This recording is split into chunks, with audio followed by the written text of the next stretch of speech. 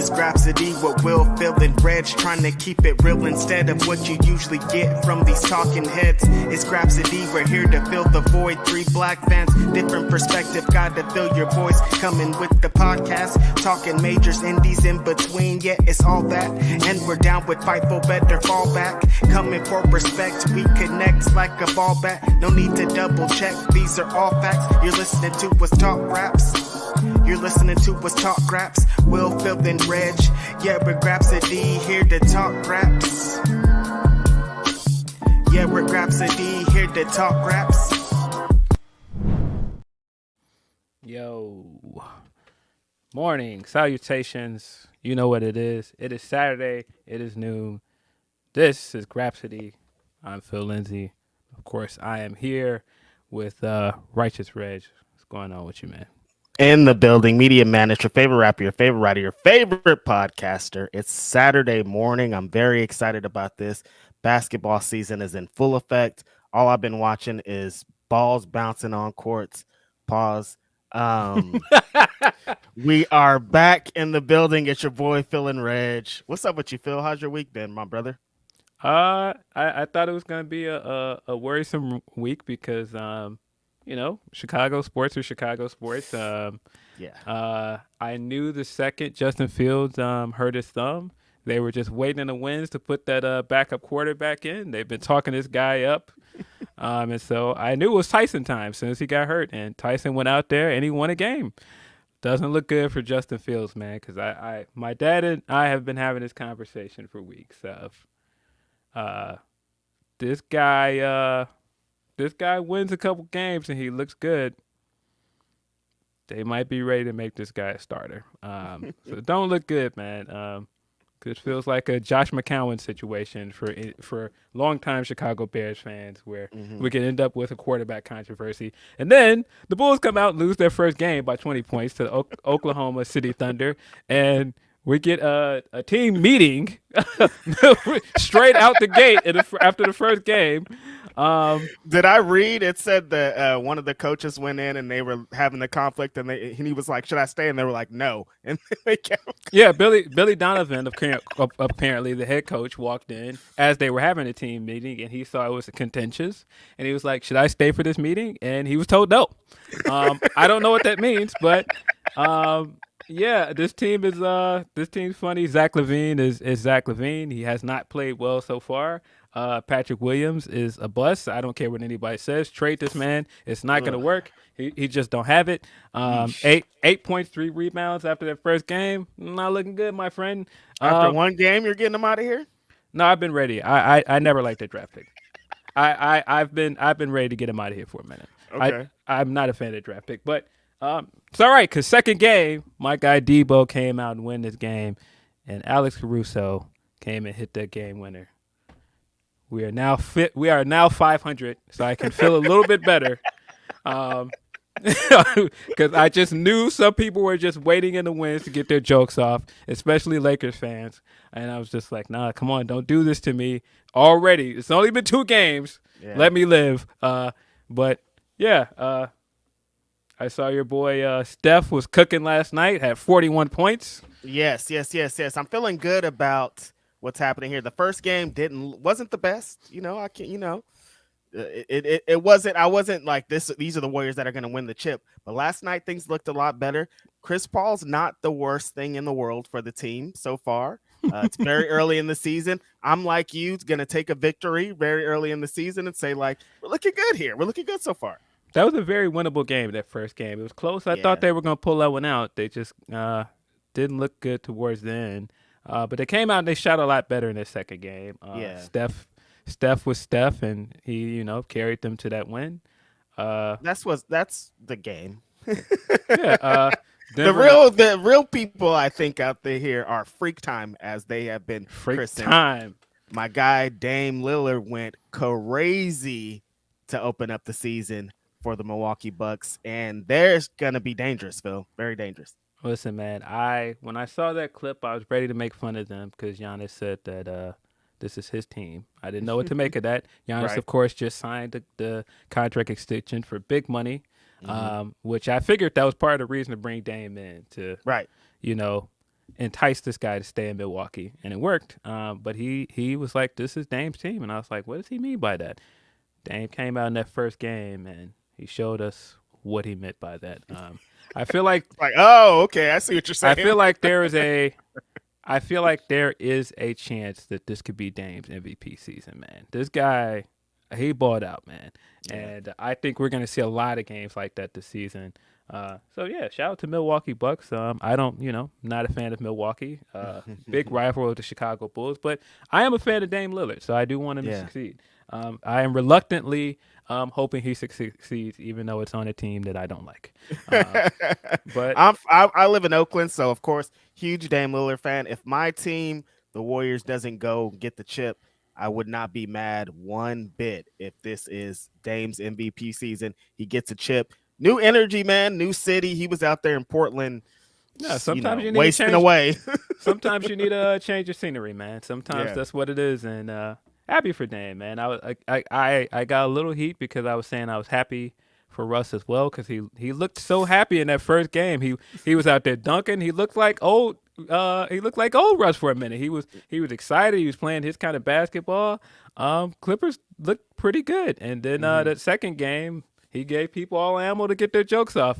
He took that shot with a few seconds to go, down 2 points, airballed it, and as soon as the shot went up, you could see Kawhi Leonard in the background literally falling to his knees.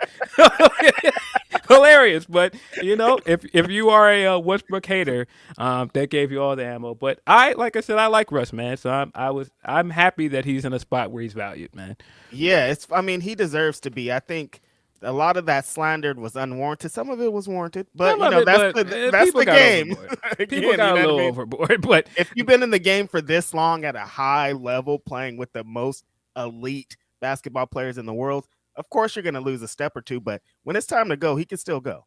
Yeah, man. I think he's still going to go down as a Hall of Famer. Definitely one of my favorite players to play at that position. Facts. Yeah, Lakers did not disappoint. Denver still looks good. I still am picking Denver to win the championship. Yeah. Again, they looked very good in that first game. If they did. For all you guys that Lakers fans that are like, we still want Denver, we think we can beat this team. I don't think so. I don't know, man. This team still looks like they're going to be tough to beat, man. If it's going to be like this all season, they looked very, very good in that first game. They're gonna be tough. Sacramento still looks like Sacramento. They took a loss to Golden State in the second game, but De'Aaron Fox is still that guy. Like, make no mistake about it. No, they're dangerous, man. I thought all last season, Kings are crazy. They got some energy over there in Sacramento, and so it seems like it's back. They're gonna try to continue what they did last season. So I'm scared, man. I'm scared. Yeah. So Lakers pulled out their second win. I was wondering what was going on because Durant was eating their lunch for the first 3 quarters, and they started finally doubling him in the fourth quarter, and that made the difference. I think if they had their starters, they probably would have won that game. If they had Beal and Booker, they probably would have won that game. Yeah. Don't get mad at me, Lakers fans. A win is a win, I know, but I do. They're gonna take every single one of them wins, Phil. Yeah, it is what it is. I seen, Brian got that layup in at the end. He got that big steal as well. That's the pick going around of him jumping up to get that ball that was headed towards Durant. Hey, man. They're definitely giving Bron you still got a chance as he hits the courts, for sure. Yeah, man. It is what it is. But I'm just excited that basketball is back. I say all the time when this time of the year comes around, heading into November. I know that it's usually the pastime to watch watch football on Thanksgiving, but to me, basketball on Christmas is miles better than football on Thanksgiving. Yes. Very happy that basketball is back. Yeah. So the energy is here, man. It feels good. Everybody's excited. All the teams that are expected to ball out have been balling out, and I'm excited, man. It's going to be again, as the Nuggets did ball out, I think it's going to be a good race up there, but they're going to be tough to beat, man. They're going to be so tough to beat. I think the top 3 is going to shuffle around a little bit. I definitely don't think Memphis will be in the top 3, although my guy Derrick Rose did ball out. He was out there hooping.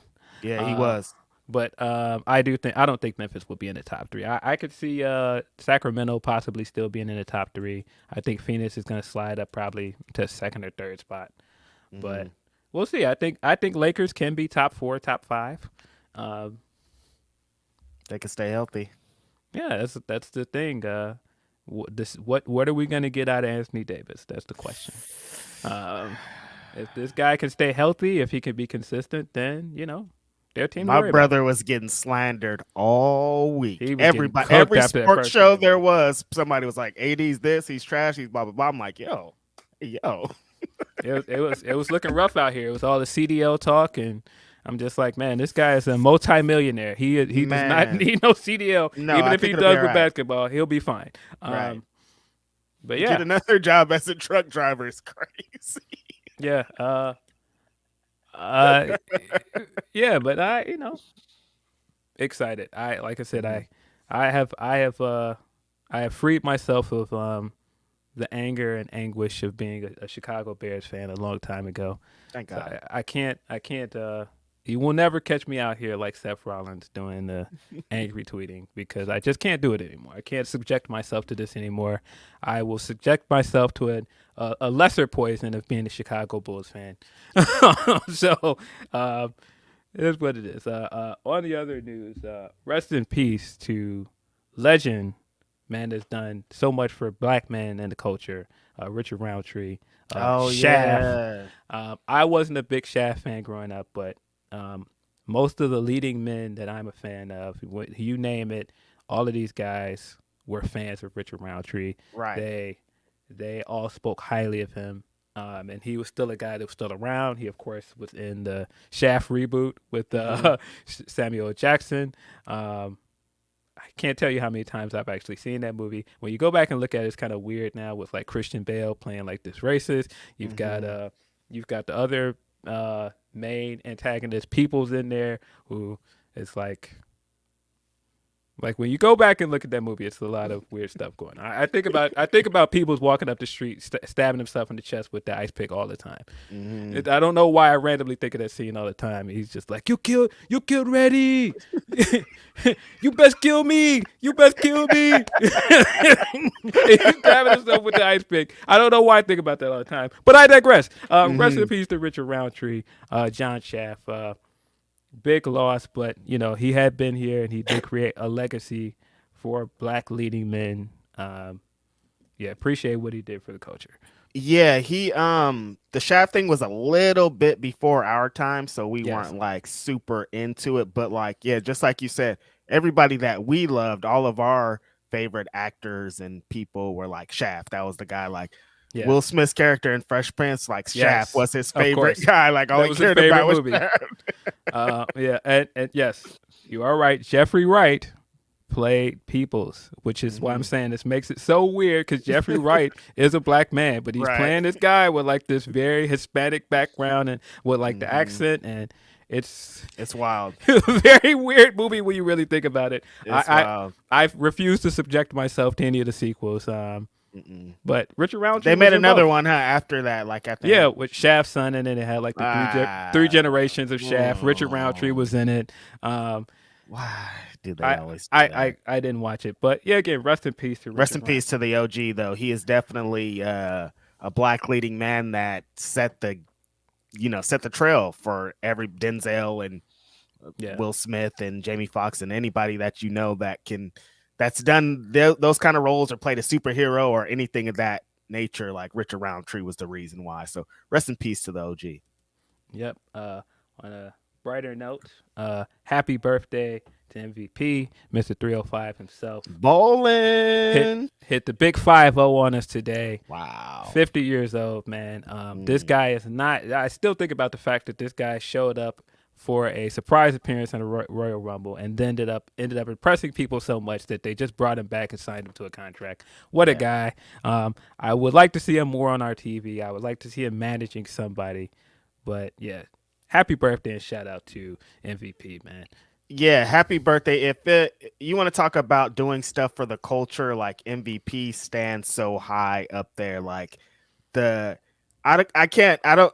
We're so lucky that he did do that Royal Rumble appearance because I don't know what would have happened if he wasn't there, like with Lashley and the Hurt Business and everything that kind of happened with Lashley's career and his uprising. But beyond that, behind the scenes, he does so much for Black wrestlers. Yes. He's just such a great representation for everything. And I'm sure, with his career, his life, he was locked down for a long time. Probably never thought he would make it to 50. So making it to 50 is a big deal. He's the same age as hip hop, man. Shout out to my guy MVP. That's what's up. I love it. And speaking of hip hop, I was at the Cypress Hill show last night. Shout out to Cypress Hill. I got super high. It was like everything you could expect. I felt like I was smoking with B Real. B Real's up there smoking. Sin Dog's up there doing his thing. I'm down here smoking. I'm like, yo, this is what life is about. This is hip hop at its finest. I still can't believe that it's 50 years old. It's bastardized sometimes, but at the core of it, it's still the best. Phil, mainstream hip hop, they keep coming out with these remixes, and I'm on the fence because like it's not new. Like our whole, our childhood, our teenage years, that's all we ever heard was people remixing old songs. It seems different because the time frame, but it's not really that different, right? No. It's such a weird time. I was just having this conversation with my brother the other day because somebody was having a debate of whether this is the worst period for hip hop, right, or it's the best, considering what is your perspective. Mm-hmm. And in some ways, it is. Like I would say that this is possibly the best era for female rappers. This is the most like prominent female rappers we've ever seen. Agreed. This is the most variety of female rappers. I know people will be like, oh well, they're all doing like the pussy raps and blah blah blah, but. No, you still have like the Grapsodies of the world. You still have No Names. You still have like somebody like Meg that is, I don't care what her subject matter is. She's still like a top level rapper. When you watch her freestyle, it's like, nah, she's fire. So it's such an interesting conversation. There are things I enjoy about current hip hop, but I'm also an old head at this point. So, and even Nicki, she's nuts all the time. She does some wild shit, but like she spits though, you know what I mean? Like when you get past all the wild shit she does, like it's like, yo, she's a dope rapper. Everybody thinking that Nicki hung up on Kai Cenat on the IG. It was hilarious, bro. She had to put out a statement to be like, that's how we talk to each other, you guys. Like, relax. Yo, because everybody cuts off the end part of her going, damn, they're going to think I hung up on him. And she, of course, ended up, putting out a statement and calling him back on IG because people really thought she was mad at him and she hung up on him. But that clip is hilarious. That guy's right. It just like every time a new clip comes out on him, I am so confused. I'm like, what's going on here? I don't know how this guy is this famous. I don't get it. But I just honestly, that's where I'm an old head because I don't understand it. I'm like, what is going on here? Like, why is he so locked in the culture, but still like a gamer and stuff? Like, I respect it. I think it's a great hustle. I love that they created this lane. Like, it's amazing. I just don't really know how it happens. I think it's dope. I want to see a documentary on the guy. Yeah, I don't know. I don't really get it, but hey man, shout out to him. He's doing his thing. I think that's all. I guess got to get into some wrestling stuff at some point. We've got a few super chats. We've got some humper chats, I believe. I'd love to talk about some wrestling. Van Twinblade, of course, starts the day saying, Glory Pro has given us 2 shows in December.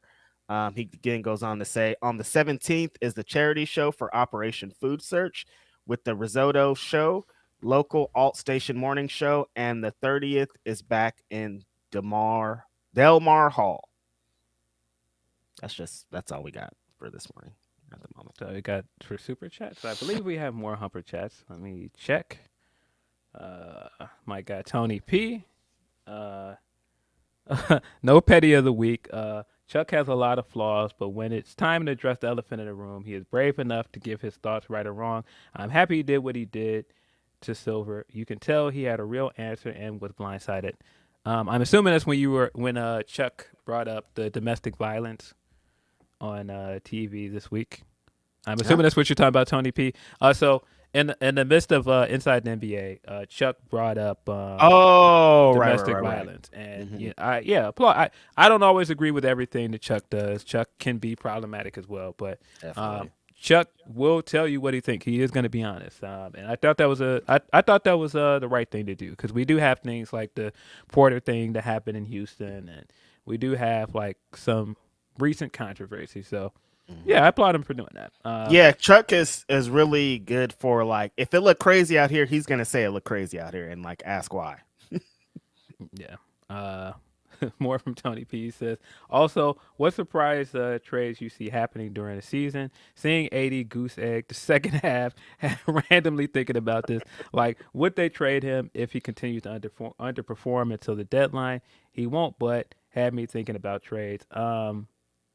Yeah, I don't see him getting traded, but LeBron teams kind of do this thing every year around All-Star break where they start trading and moving around guys. So I wouldn't be surprised if the Lakers start trading people. There's also that clip of Kendrick Perkins talking about they should trade for James Harden, which I don't know what the heck he's talking about. Why is he saying that? I don't know what the heck he's talking about. And listen, all of you guys that think you're funny, leave me alone. Stop sending me these messages or sending me these tweets of people going, Bulls are front runners to get James Harden. I don't want him. Leave me alone.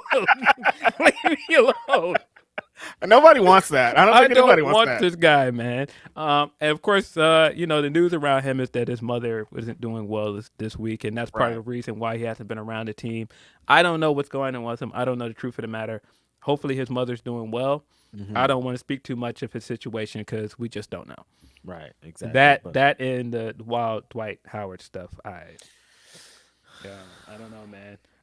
That video of him, I guess, like addressing it was very strange.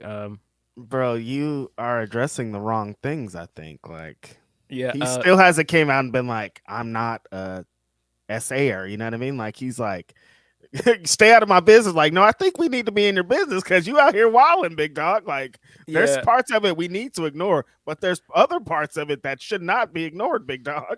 Yeah, the Mace clip of it is hilarious where he's talking about it. Hilarious. Listen, I don't care if Dwight Howard is gay. That's none of our business. That part of it he's right about. But him doing that and then saying, it doesn't matter where I put my wood. I'm like, all right, it does bro. matter, All right, bro. Yes. All right, you're sure, but that's not the issue here, Dwight. This is somebody accusing you of having non-consensual sex. Exactly. It has nothing what to I'm do talking with, about. Like, it doesn't. You can put it anywhere you want, but they have to agree on the other side where it's going, big dog. Yeah, that's why I'm like, let's address the actual issue. Nobody cares if you are bisexual or gay, but let's don't be respond consensual. with trolling, bro. Like, keep it real. Like, no, y'all are blah blah. No, dude, I want to hear the real thing. I hate that. Yeah, and it does bring some interesting things to light. Like I saw my man from what is his name? Mark Lamont Hill. He was like he was talking about it on his YouTube, and he was saying it does make you wonder, like, how much of this is the reason why he doesn't have a spot in the NBA anymore. Right. How much of this is kind of homophobia or like stuff around his allegations? It's an interesting situation. I don't know if this is real. I don't know. You never know if people are trying to extort the guy.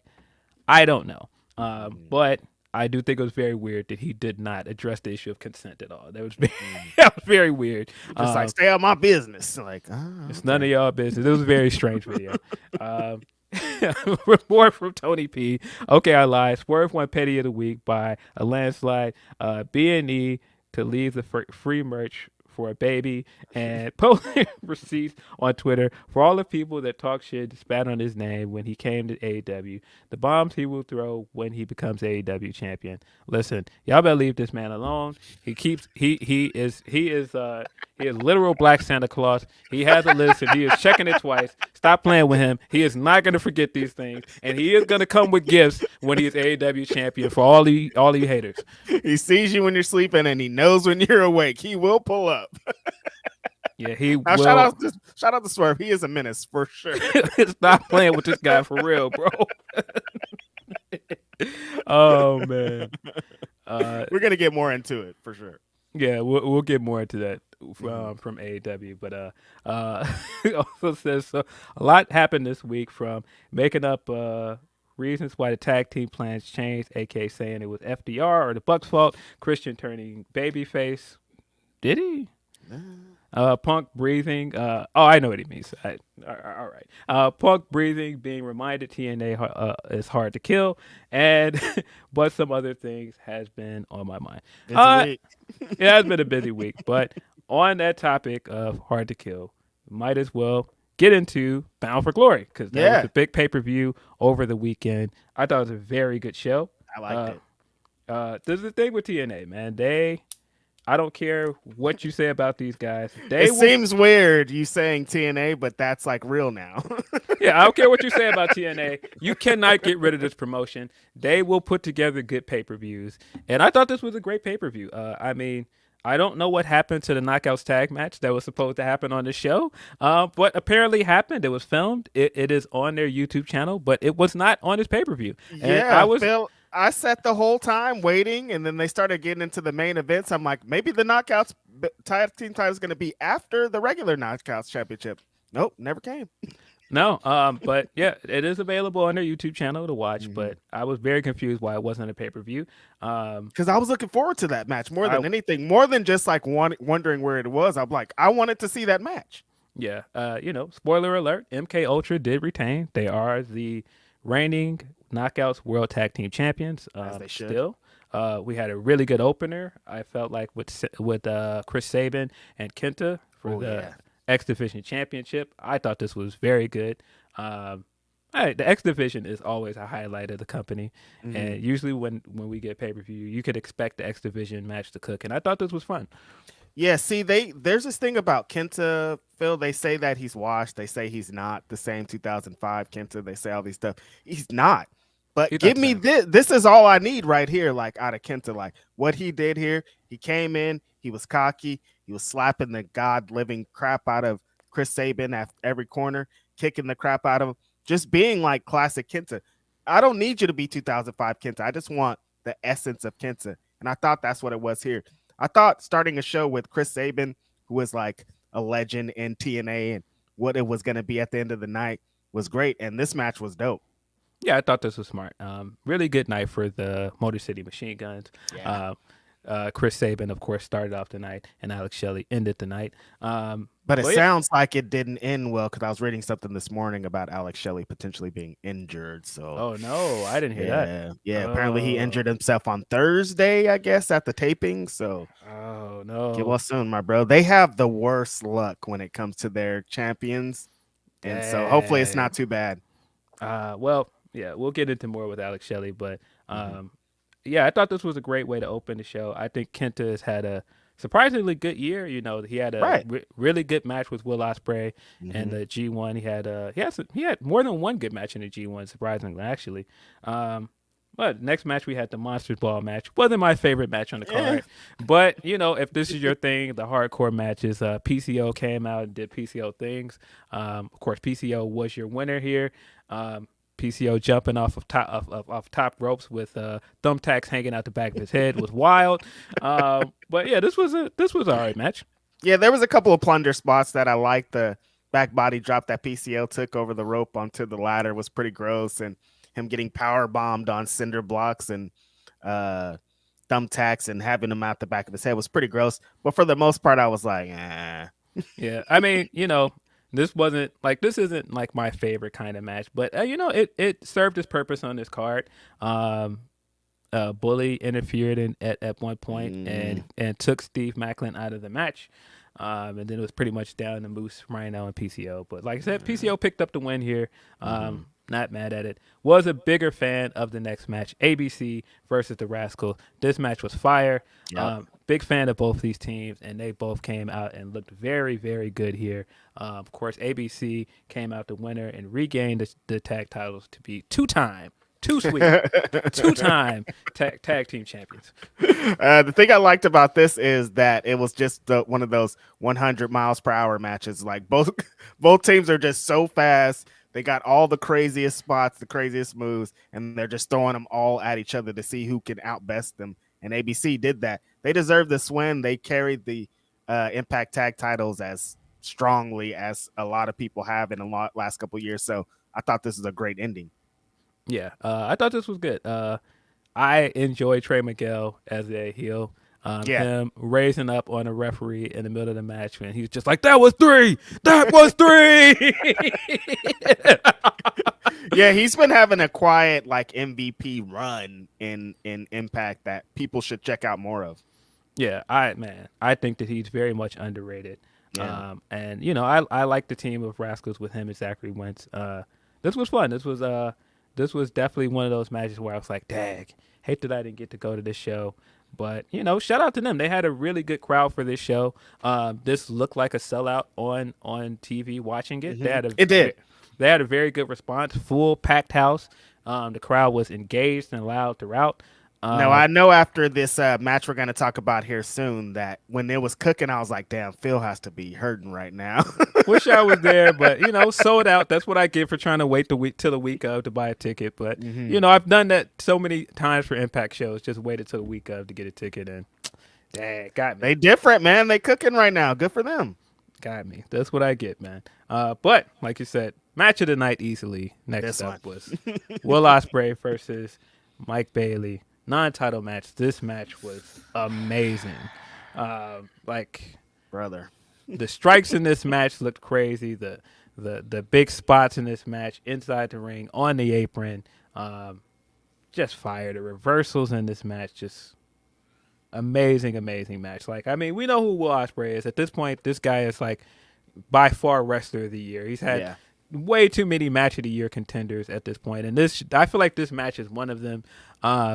But Speedball held his own. Speedball reminded people why this guy is one of the hottest indie wrestlers in the world at the moment. Can you technically call him an indie wrestler because he's doing Impact stuff? But yeah, right. Yeah. But still, I thought this was very good. Yeah, this match was as advertised, maybe even better than as advertised. We know Will Ospreay could do it in the ring with your grandma, a dog, anybody have a 5-star match. That's on the line. Most people don't know, and they should know, Mike Bailey's the same way. Like every independent wrestling match that he has is fire. I haven't seen one bad match from him since he's returned from his hiatus of being in not being able to come back to the US. So we all knew what this was going to be, but I think it even excelled past that. The crowd in Chicago just adding on to the match. Of course, they're hot for pro wrestling, but these two guys just being at their absolute best, 100% on each side.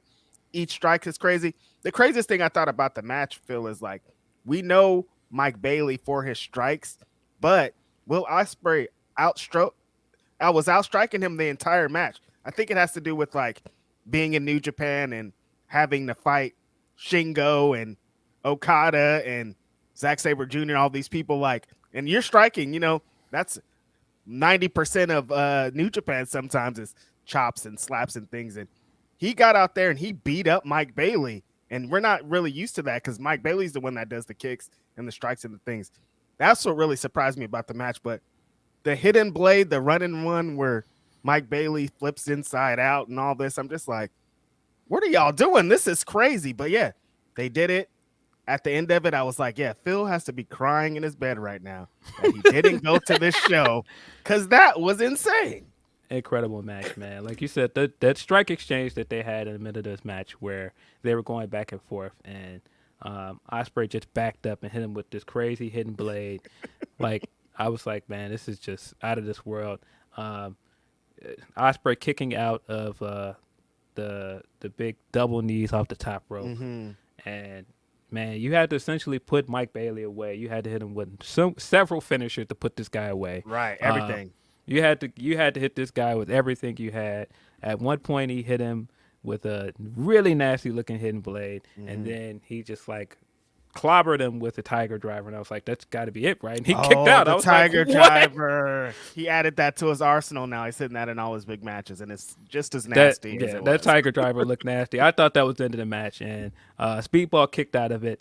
Had to finish this guy off with a hidden blade, followed up by the Stormbreaker. Very, very violent looking Stormbreaker as well. Crazy. man, this match was just amazing. We heard a lot of good things about Ospreay after the match, and he talked very highly about wrestling with Impact. He spoke very highly about his experience there, the fan experience. And then we got, of course, Scott D'Amore saying, hey, man, if, he would like to stay, we would love to have him here. And so, we got that idea again of, somebody signing with Impact. And then, of course, the rumor was that once CM Punk was backstage. And so, of course, people were doing man, what would Impact look like with CM Punk and Ospreay there? And I was just like, we're never going to find out. Because y'all are funny. Here. He fantasy booking because neither one of these brothers are going to be here. Yeah, I'm sorry. But yeah, all right, man. This almost like a farewell tour that Ospreay's been on. Just incredible, man. This guy just had a fantastic match last week or 2 weeks ago with Royal Quest with Zack Sabre Jr. Before that, had a fire match. Had the 2 fire matches with Omega. Chris Jericho at All In. This guy's just been killing it. Is this the 3rd week in a row that he's gotten a 5-star? Zack Sabre, Ospreay. There's another one. I believe he also topped the list of the most 5-star wrestlers as of this week. With I think it's 31. I have to look it up, but I believe it's 31. Yeah. But what a fantastic match. And it's not over. Like he's gonna get another one next week, and then like he's just gonna keep getting them. Yeah, what a fantastic match. And good for Impact to be able to kind of host that match. I think, Mike Bailey has been earning his keep, of course, for a long time over on Impact. And for them to get like a match like that as they lead into going back to TNA, I think is so important and so crucial because people are going to look back on this match as like, yo, remember that match happened? And that was the same night they went back to being TNA. So really important stuff here. Yeah. But yeah, so Will Ospreay will be a free agent come February 2024. The real bidding war of 2024 will be Will Ospreay. He has said that he's weighing his options. He said that WWE is an option. AEW is probably going to end up with this guy. I cannot possibly see this guy after years of being very anti-WWE, saying he doesn't like their style of wrestling, saying he has no interest in wrestling there. They're going to offer him a bag, though, for sure. But they're definitely going to offer him the bag, and he's smart to say that it's an option because leverage. You should be weighing all your options. You should make everybody that interview you let you know that look, I am the hottest free agent. Everybody has interest in signing me, so you gotta show me the money. But will be very interesting to see where he ends up. I'm very curious to see what his Wrestle Kingdom match will be because could be his last Wrestle Kingdom match for the foreseeable future.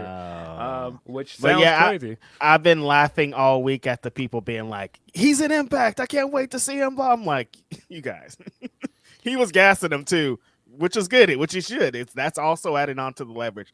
But come on, you guys. Same thing with CM Punk. They can't afford this guy. I would like that. That'd be great. But like, they can't afford him, dude. Come on. No. After this, we got a really good cool down match in the Call Your Shot Gauntlet. We got some nice surprises. We got to see Juventud show up. We got to see Sunny Kiss make her Impact debut. That was cool. Matt Cardona also showed up. This was a good cool down match, and it was had a lot of good surprises that kept the crowd into the show. I thought it was smart to come with this right after Ospreay versus Bayley because you had worn your crowd out, so you didn't want to come with like a match that you wanted them to be as loud with afterwards. Exactly, and there was like longer extended stretches of time for people to breathe in this match. Yeah, really dope to see Sunny Kiss out here. She looked great. I thought the ending was really cool. I know people are pretty hung up on Bully Ray at this point, but Jordan kind of besting him, hitting her finish on him. I'm like, as an old school veteran, like they don't do stuff like that. Like Bubba Ray is taught like not to, like, you don't take a finisher from a woman, blah, blah, blah, and losing, blah, blah, blah. Like that's their mind state. So for him to do all that, I thought was really dope. And she looks great coming back here. She was gone from Impact for a while, but she's back.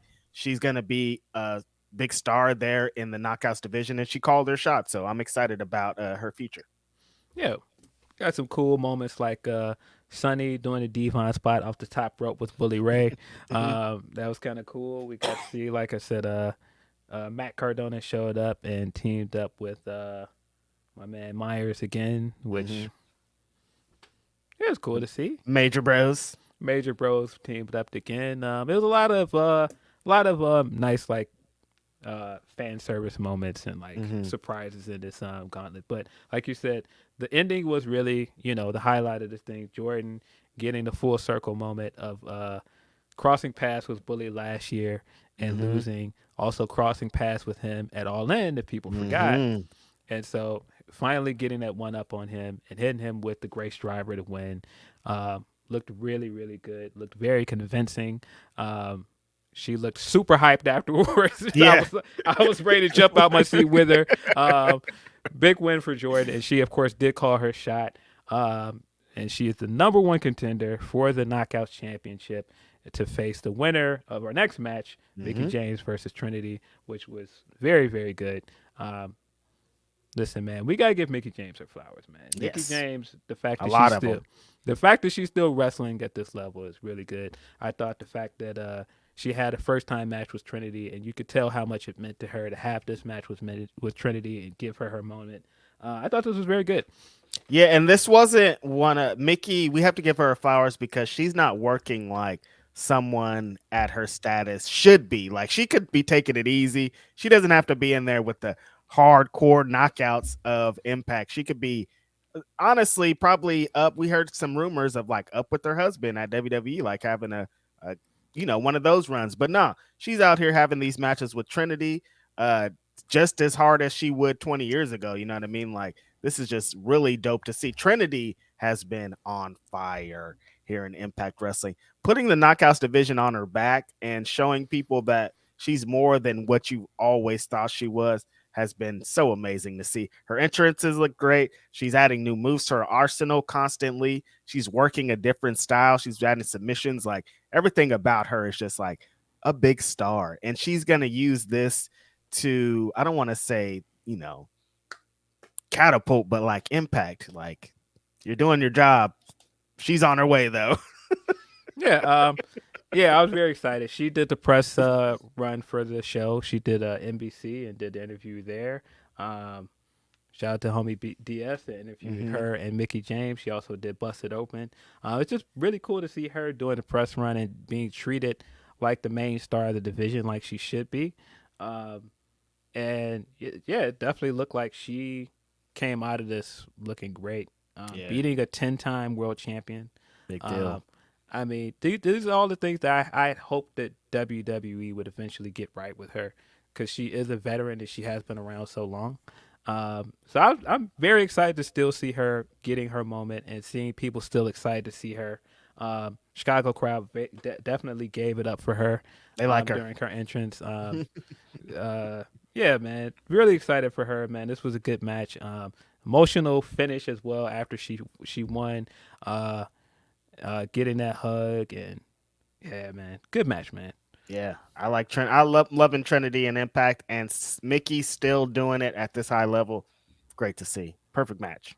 Yeah, I also love that Trinity is like making people tap out, man. It's just something so cool about her spending most of her career being someone that did like the unorthodox offense and like the high spots and stuff, and she's like, nah, I'm tapping y'all out. Stop playing. Yeah, she's different.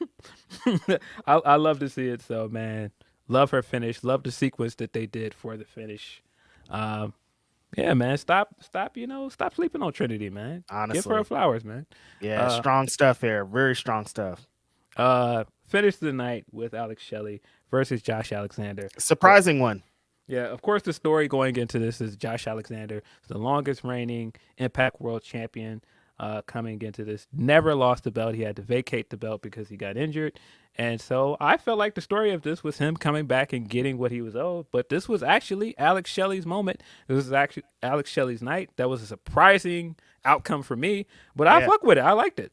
Yeah, I liked it a lot. I thought it was really great. But I was surprised that, coming into the show, we did a preview show, and we were both like, I think Josh Alexander, this is his time. He's going to get it back. He was carrying the flag. But no, they surprised us. And the finish were sick. Like the way that Josh Alexander was taking Shelley's finish was like, he really spiked him on it. He really showed it.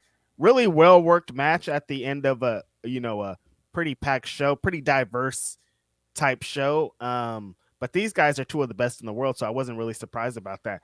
Alex Shelley, yes, still the Impact World Champion. A big surprise. I thought that they were going to go with Josh Alexander, but Alex Shelley deserves this run. He deserves a big win.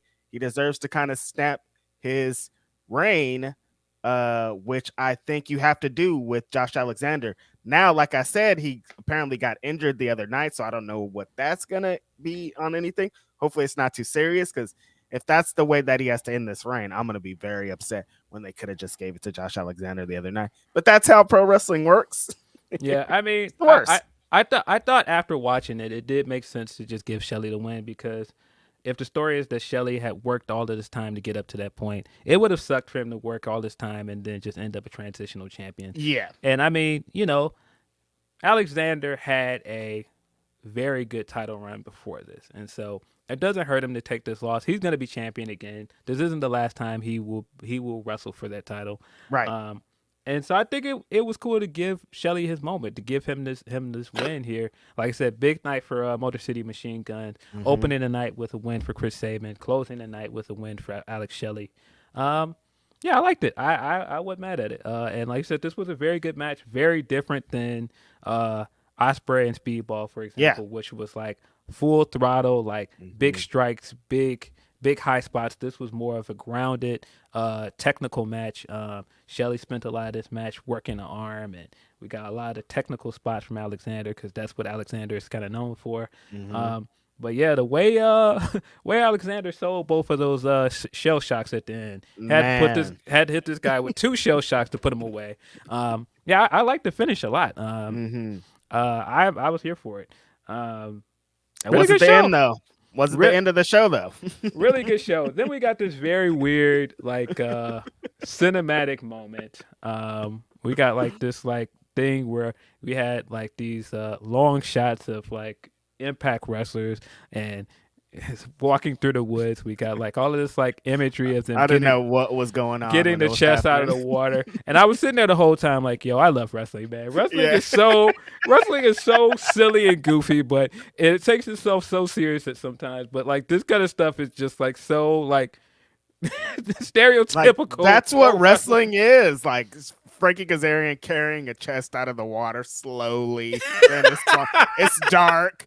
They're in the swamp like they're soldiers or something, or like they're coming together like the Expendables. I'm like, this is crazy. Yeah, it was wild. We definitely long walked the dog to get all the way around to basically tell us that TNA is back for the first time since 2017. TNA is back. That is not the way I expected this pay-per-view to end at all. When this little skit was happening, I was like, what was going on here? I thought they were maybe like showing an old video or something. I was very confused. Yeah. And then they're like, nope, TNA is back. And I was like, yeah, it was all very... What? It was interesting to watch, but again, I came away at the end of it like, man, I just love wrestling. Because like all of this is happening. We got like all of this stuff at the end where... each of the wrestlers in this thing like acted out something, and they had like this like poetic like dialogue, but they ran this clip at the end of the pay-per-view, and then it just cut back to Scott D'Amore in the ring, and he's just like, "We're back." I was like, all right, cool. TNA is back. That was it. Roll the credits. I'm like, all right, we're back. But yeah. So how do you feel about this, Phil? Does this, because I mean, we know what the real ending of this is. Everybody talking. I'm sorry. None of y'all are going to watch this show. They're still going to be on Access. They're still going to be doing the same thing. Your viewing habits are not going to change. I like y'all. I like the energy. I like everything. But is this going to get anybody that wasn't watching the show to watch the show? I don't know. I don't know the answer to that. I definitely saw a mixed reaction. I think the cool thing about it is, and of course, before I go further, TNA will be back, and they're going to rebrand Impact as TNA next year for Hard to Kill at the beginning of the year. So at the start of the year, TNA will be officially back. it was just interesting watching the mix of reactions because you did have some people that were very negative and doom and gloom about it. Like, why are they even doing this? Who cares about TNA? TNA was a bad brand and they had to rebrand because TNA was so corny and boring. And I was just like, I wasn't the biggest TNA fan. I didn't watch it, but we do have like all of these things that are like nostalgic from it, like six-sided rings, like AJ Styles, X Division, all of this crazy stuff, TNA knockouts. Like I immediately thought of the white belt, and I was like, they got to bring that white belt back, man. Mm-hmm. They got to bring back the white TNA knockouts belt. One of the best belts in that company for me. I can't. They're just trying to figure out another way to play the Elix Skipper clip that they play every week of him on top of the cage. Like, I love that clip. Like, it's crazy, but like, you guys, all right, we get it. Like, yeah, and I mean, I'm not mad at the idea of just trying to do something different to just just to change it up. Like I said, it's wrestling, and a lot of the fans in the arena seemed very excited. You saw a lot of people online that seemed very excited about it. If this is the thing to get just like their core fan base excited and galvanized around a product, I'm not mad at it. Like, I like that. It might not be the thing that brings in new fans, but if it does get people more excited to watch, I think that's a good thing. And man, Impact / TNA fans are very loyal to the product. They are. So, I mean, if anything, this is going to get them excited. Again, I don't know what that means in the long run, but it's cool, man. Wrestling is cool. I think the thing that this says, though, is that, like, we're definitely in an era where wrestling is not ashamed to be what it is. Yes. And I think that that's good. I think that, like, you have WWE that is clearly its style, its brand of wrestling, but you also have AEW that is very much like speaking to its niche crowd. And if the lesson from all of this is TNA deciding, hey man, we want to speak to our niche crowd, we want to do our lane of wrestling, and we want to do our distinct style of wrestling, then I ain't mad at it, man. That's what's up. Yeah, I think the best thing I liked about it is just how excited the people that are excited about it were. The wrestlers are like, we're back. They posted that clip of them backstage showing Scott D'Amore. I love Scott D'Amore too, and like the uncensored one, be like, "We're fucking back!" Like he was like super.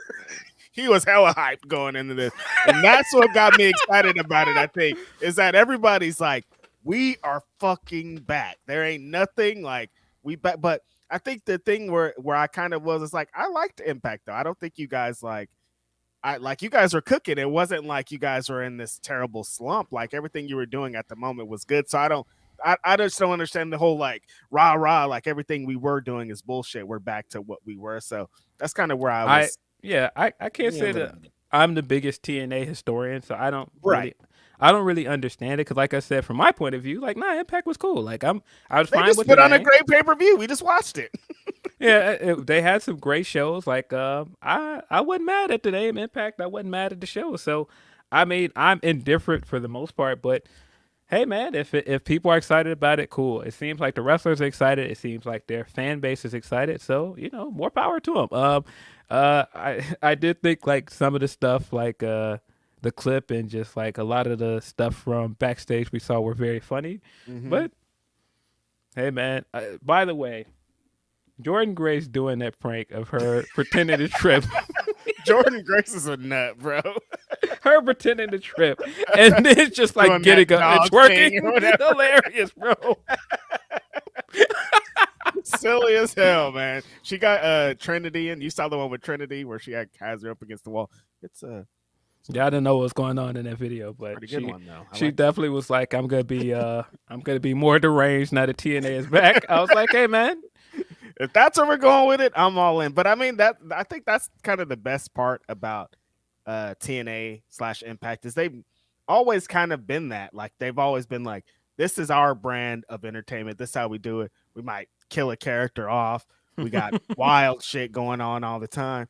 We'll change our belts. We'll be called this. We got Wrestler House. Like they are truly an alternative. And that's what I always love about pro wrestling. When 2010 happened and they went to Monday night and try to compete with WWE, it's like, you're dead, dude. You can't compete with WWE. You can't out Pizza the Hut. Everybody knows that. Give it up.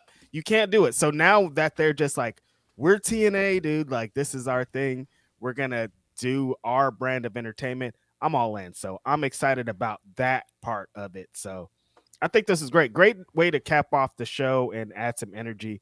And coming into next year, I think is the most interesting thing, Phil, is because we got some talks this week. I guess if people are subscribed to like Fightful Select and stuff like that of WWE and these contracts and not extending, and there's people that are coming up next year. Next year is going to be very interesting for contracts. We're going to see people shuffling and going to different brands and stuff. So I think TNA kind of get back into this to add on is dope. Yeah, I hope that they start trying to do some bigger arenas. Yes. Because I feel like, if anything, this stuff this weekend and last weekend and them selling out Cicero Stadium shows that they might be able to do a bigger venue. I don't know. I would like to see them at least try. I hope like this means that they're gonna try and do more touring. Yes. They of course were in United Kingdom right after this. Shout out to friend of the show, Tom from Cultaholic. He got to do some ring announcement. That was cool. Yeah, that also, was really cool. Big shout out to Simon Miller. He got to wrestle on that show as well. Double cool. See, that's what I like about TNA. They do stuff like that. Like they know, like that. Most people are like, "What is this? What's going on?" But like that probably hit really hard in the arena. Yeah. Both those things. Yeah, so both of those things. It was cool to see both of those things.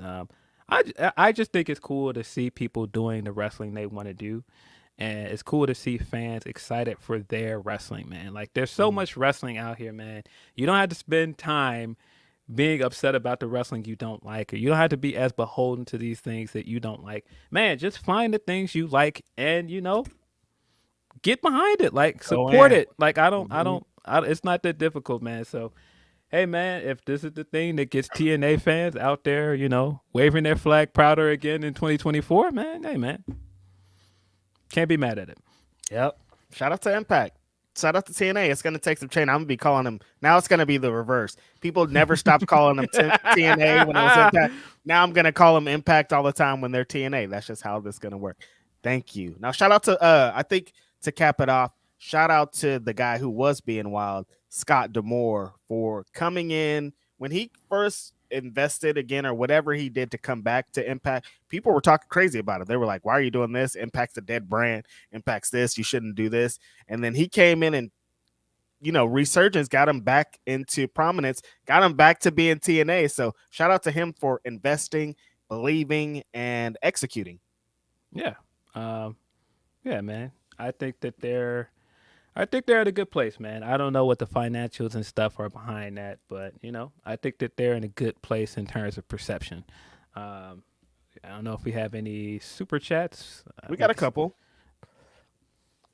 Shout out to our friend Nye Green, says, what's up, fellas? And chat, just wanted to show some love. Appreciate you as always. Super dope. Appreciate you. Van Twinblade says, Will's cousin is not to be effed with. I don't know who Will is. I don't know who he is, but I think he had a birthday that just passed now. Oh, yeah. Shout out to whoever this guy Will is. Happy birthday to that guy.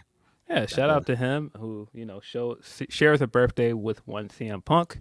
CM Punk also celebrated a birthday this week. He also did his media round, and I knew the second he did an interview, we were going to do what we always do, and people are going to overanalyze everything he said. They're going to take every quote from it and make it seem like a big deal. When we had to sit through a day of that same quote of him saying, I don't know, guys. I don't know if I'll be there. Tickets are sold out. Like, I could tell that was him being funny, and listen to him, right? That was him just trying to be funny, but of course, people ran with that, and we had to see that quote on our timeline 30,000 times.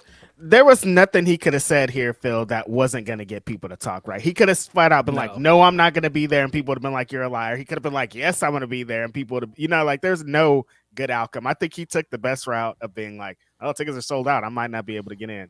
No, he was definitely taking the piss a little bit, and I thought it was funny. He also, when asked if he was done with wrestling, he was like, nah, my son Larry is hurt. Of course, he's talking about his dog. He tore his doggy ACL. He was being hella silly with the Larry talk. He was just being silly, but I don't know what people expect at this point. He seems happy, man. He seems happy, man. He, of course, was just on the Blackhawks debut thing as well. He just seems like he's living life, man. Let this This guy is live. maybe why he shouldn't come back to wrestling yet. Just let him cook out there, man. He looks happy when he's this is how it always is too. When he's not wrestling, he looks great. He's happy. As soon as he comes back, has bags under his eyes. He's stressed out. Like it's totally different. Maybe wrestling is the problem, my people. I don't know. But I don't think he's done with wrestling, if I had to guess. But he does seem happier than he had been recently. And get well soon, Larry, if that ACL injury is real. That was silly. Smiley BWR says, "Afternoon, boys. Just checking in. Hope you're having a good weekend. It's almost November. Finally. Hi, Reggie. Hello, Tracy, my friend. I hope you're doing well. I hope the Chicago weather is treating you and my friend Philip Lindsay well out there. Is it? It's been surprisingly warm. It's supposed to get cold in the coming weeks, but we got it off kind of easy. It's October, heading into November, and it still hasn't really gotten cold. So Global warming. Thank you." mm-hmm. He said, that's all of our super chats for now. Let's see. We got some more humper chats from Tony P. He says, looking at NXT has me thinking about the future of WW again. They have a wealth of women for the future already. However, they seem to be lacking now with men. Big four of Mello, Ilya, Braun, and Trick are there, but don't see much more from the men. I mean, they still got Tyler Bate down there. They still have some guys that it seems like when they're finally ready to let them move on, they'll be fine. They've got like a Nathan Frazier down there. Big high on Nathan Frazier. I think he's dope. They've got some options, and they're gonna keep signing people. Like they'll be fine. Dragon Lee kind of just like was there for a cup of coffee. Just had the fire match on SmackDown with Cedric. I liked it. I think he's been one of their best recent signings, and it seems like they're very high on him.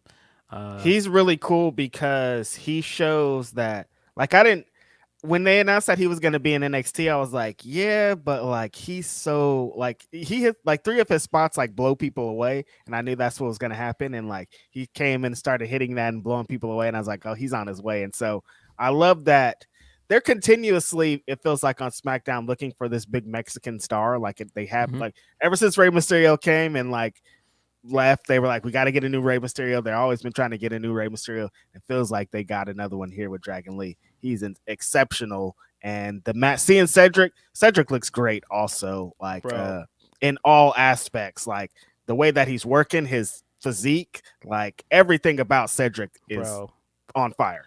Let this man wrestle, man. He's so good. I just don't understand what they're doing. Let this guy wrestle, man. He's so good, man. Yeah. That match showed it. It was like, yo, no, I could still do this. You guys got me either backstage or on main event, which is like, shout out to main event. They've been housing a lot of dope wrestling over there, but you got to let this guy do his thing. You see it right here. Yeah, I don't really get it, but we can have a long talk about how talented that class from the Cruiserweight Classic that went to 205 Live was, and how they wasted almost every single one of those guys. Shout out to Tozawa. He's doing the funny bits on Raw and everything, and people are into it. That's Tozawa. But Tozawa is so good. There's so many guys from 205 Live that they just dropped the ball with. Like, I just don't get it. But what do I know? I mean, damn, that's kind of one of those like. People, when 205 Live was happening, people were indifferent about it, I think, of a lot of the time.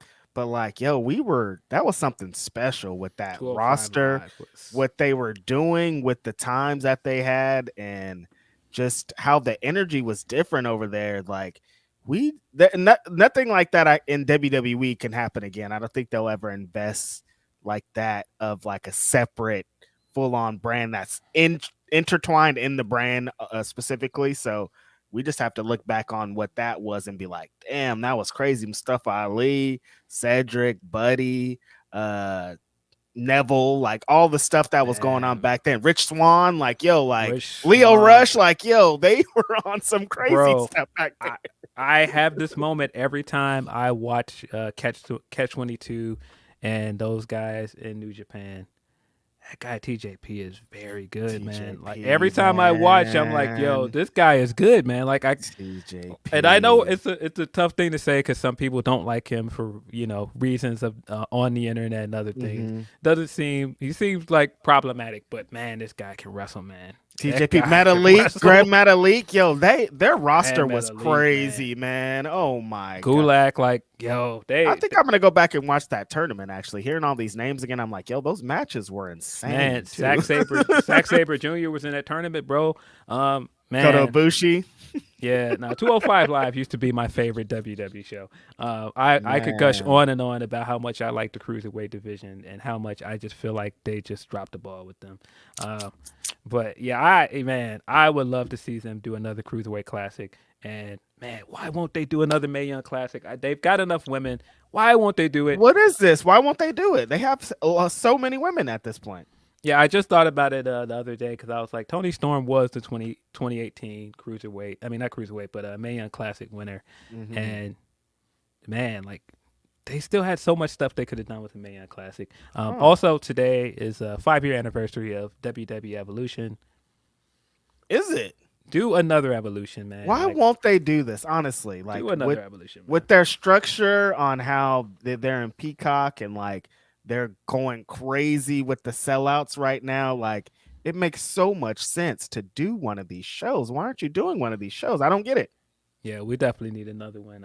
I feel like there's a chance of getting another Evolution more than there is of getting another Mae Young Classic. But hey, that's a good transition because we were going to talk about old Ronda Rousey showed up in somebody else's wrestling ring. That's not a WWE ring. We thought she was done with wrestling. Speaking of somebody who was part of Evolution, and they say that's the reason why they won't do another Evolution.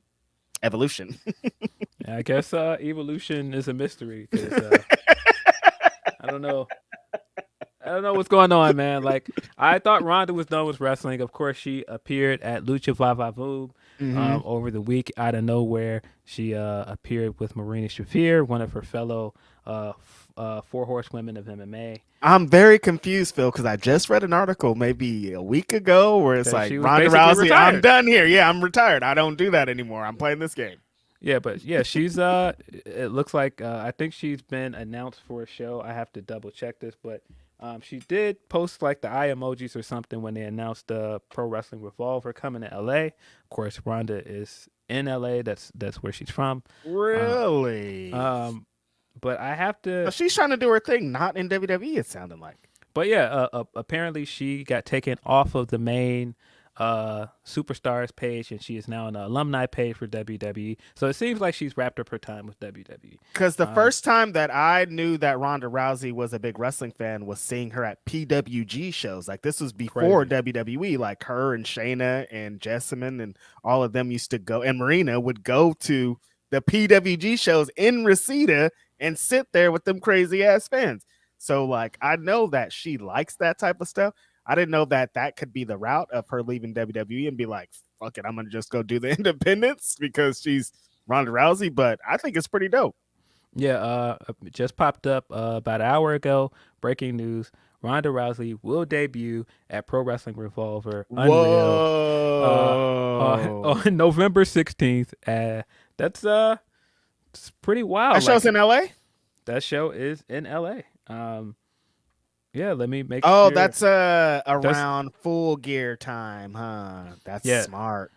Yeah, so that's smart. Very interesting. Of course, that makes people wonder because, of course, Marina Shafir is an AEW wrestler.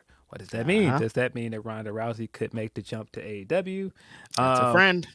I don't know. Like, because we initially, this is just like completely out of nowhere because we thought she was done. We thought she was retired. I don't know what this means. You think Ronda pulled a fast one on the boys up there? It does feel like she was just kind of done with WWE because she had been, showing frustration with WWE. Of course, we got the story when she first came back for the Rumble, which was only just 2 years ago. Yeah. It was just 2 years ago when she made her return at Royal Rumble. God, she did not care. In St. Louis. But we heard the story then about her wanting to come back and re-debut as a heel. And they tried to bring her back as a babyface. Didn't really go well. She had the like short-lived tag team with Shayna. Then she had the SummerSlam match this year, which wasn't received well. I didn't hate it. I enjoyed it for what It it wasn't was. the worst. I think it's weird that Shayna didn't come out of it. I mean, you just beat Ronda Rousey, and she didn't come out of it like gunning for the main title, and they didn't have like a push for her, which is kind of weird. Yeah. But her sophomore year with the company is just so bizarre looking back at it. But you can also just tell that she was frustrated. It seems like they were frustrated with her in some ways. She kept complaining about the way the women were booked. She was complaining about the tag division and stuff. And a lot of the stuff she was saying wasn't wrong. I think she had some valid points. But I just think now that we're out of it and we can see the smoke clearing, maybe this was just like, yeah, man, I'm gonna put my friend out over on the way out, and I'm just done. And I'm gonna say I'm retired, but I still have interest in doing wrestling things here and there, just not for you. And Respect. She said, I'm retired from sports entertainment, big dog. I'm still gonna do my thing over here. Respect Ronda Rousey, because like I think, just like I said, I saw her at PWG shows. She loves pro wrestling, and that's what sometimes this company could do. Try to kill your love for pro wrestling. Like, no, I'm gonna go do this over here with my friend and see what's going on. Very interesting though, her being announced for Revolver. Like, good grab for them. Like, I mean, they got a couple ins with her friends and stuff like that. But like, yo, that's a big deal. Yeah, I mean, this could be interesting. I don't know what it means. I won't say that this has me excited for her to go to AEW, because I wasn't the biggest fan of her last 2 years of wrestling. But if this is just her, going and doing indie wrestling and, trying to get better, trying to improve, trying to figure out her identity as a wrestler. Because I think that's the thing that Shayna had always had over her, is that Shayna had done an indie run. She had wrestled in Japan. She had done stuff like Shimmer and all this other stuff. So by the time she came to WWE and she was in a Mae Young Classic, she already knew who she was as a wrestler. And then on top of that, you got to do NXT. You got to have the NXT run. And I think Ronda never really had the chance to develop and grow as a performer. Her first match was at WrestleMania. Yeah, so I feel like they threw her in the deep end right away, and I understand why, because she's Ronda Rousey. She's a massive star. But I just don't think that she ever had the chance to really develop the way that Shayna did. And I mean, you can even see it in Marina, how Marina has gotten progressively better and better. She's figured out her identity in a way that she hadn't when she was with NXT. And I mean, still a growing process for Marina as well. But, of course. But if this is just Ronda's way of going, man, I just want to dip my toes in here and there and, do something else other than like WWE style, like, I get it. Mm-hmm. And I think that Marina has a part of her improvement has been working these shows with Revolver. So I'm sure she's like, yo, I'm having a good time over here at Revolver. I'm learning a lot. There's a good roster. Like, maybe you should come do your thing over here. Yeah, people speak very highly of Marina. That's the thing that I always say when I hear fans say they don't like Marina. When you hear other wrestlers talk, they speak very highly of Marina. They like her. I have never heard one bad word about it. Everybody's like, yeah, she's here to do her thing. She's improving. She's all this. I'm like, oh, sounds good to me. Yeah, I mean, when you listen to Mox talk about her on Renee's podcast, Mox really likes her. Like, he spoke really highly of her. So, if this is just her way of, working her way back up and possibly either going back to WWE or signing somewhere else after that, might not be a terrible idea. And Marina might be trying to do her little thing too. She's like, yo, like, I got a little leverage. Hey, what if I get my homegirl up over here? What y'all gonna do then? It's just like what Ryan Nemeth is doing. Like, yo, my big bro is on his way, dog. Like, just wait. Y'all can keep talking and keep being crazy. But when my big brother shows up, life gonna be different. Yeah, I mean, it wouldn't be a terrible idea. I mean, it wouldn't be it wouldn't be ideal for me for her to sign right away with AEW. I'm okay. Yeah, I'm but okay. Again, if this is something that she wants to work towards and like do the indies for a while and figure out like what she wants to do, if she still find her love for wrestling again, I'm fine with that because I think the thing that worked in her first year is that she was clearly excited. She was clearly having fun doing certain stuff. She just didn't seem like she was having fun last Yeah, year or at so. the end, She yeah. just seemed so miserable. And so Mhm. I think if this is just her way, you know, to find her love of wrestling again, hey man, I'm all for it. And I didn't get it, Phil, because I would see her when she was in WWE. She would do like her own streams, and I'd be like, "This is the person I want to see on TV. She's entertaining. She's personable. She's all the things that like got her to prominence." And WWE just like stripped her of all that when they would let her talk. I don't know why they let her talk so often or tried to script her. Whatever they did didn't work, and so I was always like that added on to her feeling like she was bored. Is they kind of Yeah. kept forcing her to try to say these weird things. And so I hope this is, even if she does this and she's like, oh, I'm done with wrestling, I hope that's what it is too. Like she doesn't have to be like, I have to keep doing this because blah blah blah. I'm sure she got some pretty good money in the bank, but I think this is pretty exciting for her. Yeah, I mean, I think it's some cool things she could do. There's people that she can work with that, you know, work like a shoot style that could kind of help her along. Yeah. Like I mean, getting her in a room with people like Mox and people that kind of have worked with other MMA fighters, I think Mhm. that could work for her. I don't know, man. I don't know what this means, but you know, we'll see. That means we're probably going to be see Ronda Rousey at Bloodsport next year. Well, it sounds like. That sounds wild. Ronda Rousey wrestling during WrestleMania weekend at Bloodsport. Like, yo, that might be a hot ticket during WrestleMania weekend because Yeah. you're gonna get the Claudio match on that card, and you Yep. know I'm assuming Marina's gonna wrestle again at Bloodsport, but Ronda Rousey on that card, man, that's a hot ticket. I mean, Marina and Ronda, you got the match right there. That sounds nuts. That sounds absolutely nuts. But you know, crazier things have happened in wrestling, so you know we'll see. Listen, it's a good, like just like I was saying earlier, 2024 is about to be some wild shit. We're about to see some different stuff, and I'm very excited about it. Really quick before we move forward, are you going to watch the boxing match tonight with Tyson Fury and former UFC heavyweight champion Francis Ngannou? No, I'm probably Nah, not. We've got not a interested. we got a bunch of wrestling tonight. We got a pretty good collision card. We do. We've got a New Japan show in Vegas. That's tonight? The New Japan show in Vegas. I thought it was tonight. Maybe I'm Yeah. wrong. Maybe is it tomorrow? It's Let's, one of let me these double days check this week, but I know that's a super hot card, and I'm excited about what's going on there. Wrestling is just consistently constant. It's never going away. There's Yeah. always some hot cards going on. Yeah, And I saw people this morning being excited about the Noah card that happened. Kano's now the new GHC heavyweight champion. I know people were excited about that. Real quick, since we're talking about Noah, shout out to the homie Teriyaki for going out there and having a great time, getting better, improving. It's kind of crazy because like that class of AR Fox's graduates, like yeah. he's such a great coach, and seeing like him have another one is just like, damn man, I'm excited. So shout out to Teriyaki for doing this thing out there. And man, I miss having AR Fox on TV more. he's got the big match tonight with Jay White, but man, they announced that. I didn't know that they announced that. Yeah, pretty good card for Collision tonight. But yeah, miss having. Yeah, AR somebody Fox on TV. said Mogul Embassy and AR Fox together recently, and I was like, damn man, that was so good. What a time. What a time, man. But yeah, no, the New Japan Strong show is tonight. Fighting Spirit Unleashed is tonight. They're gonna have the Julia versus Hyan match on that card. I believe Tama Tonga versus Shingo's on that card as well. Eddie Kingston versus Hanare is on that card as well. Should be a fun night of wrestling with that and Collision.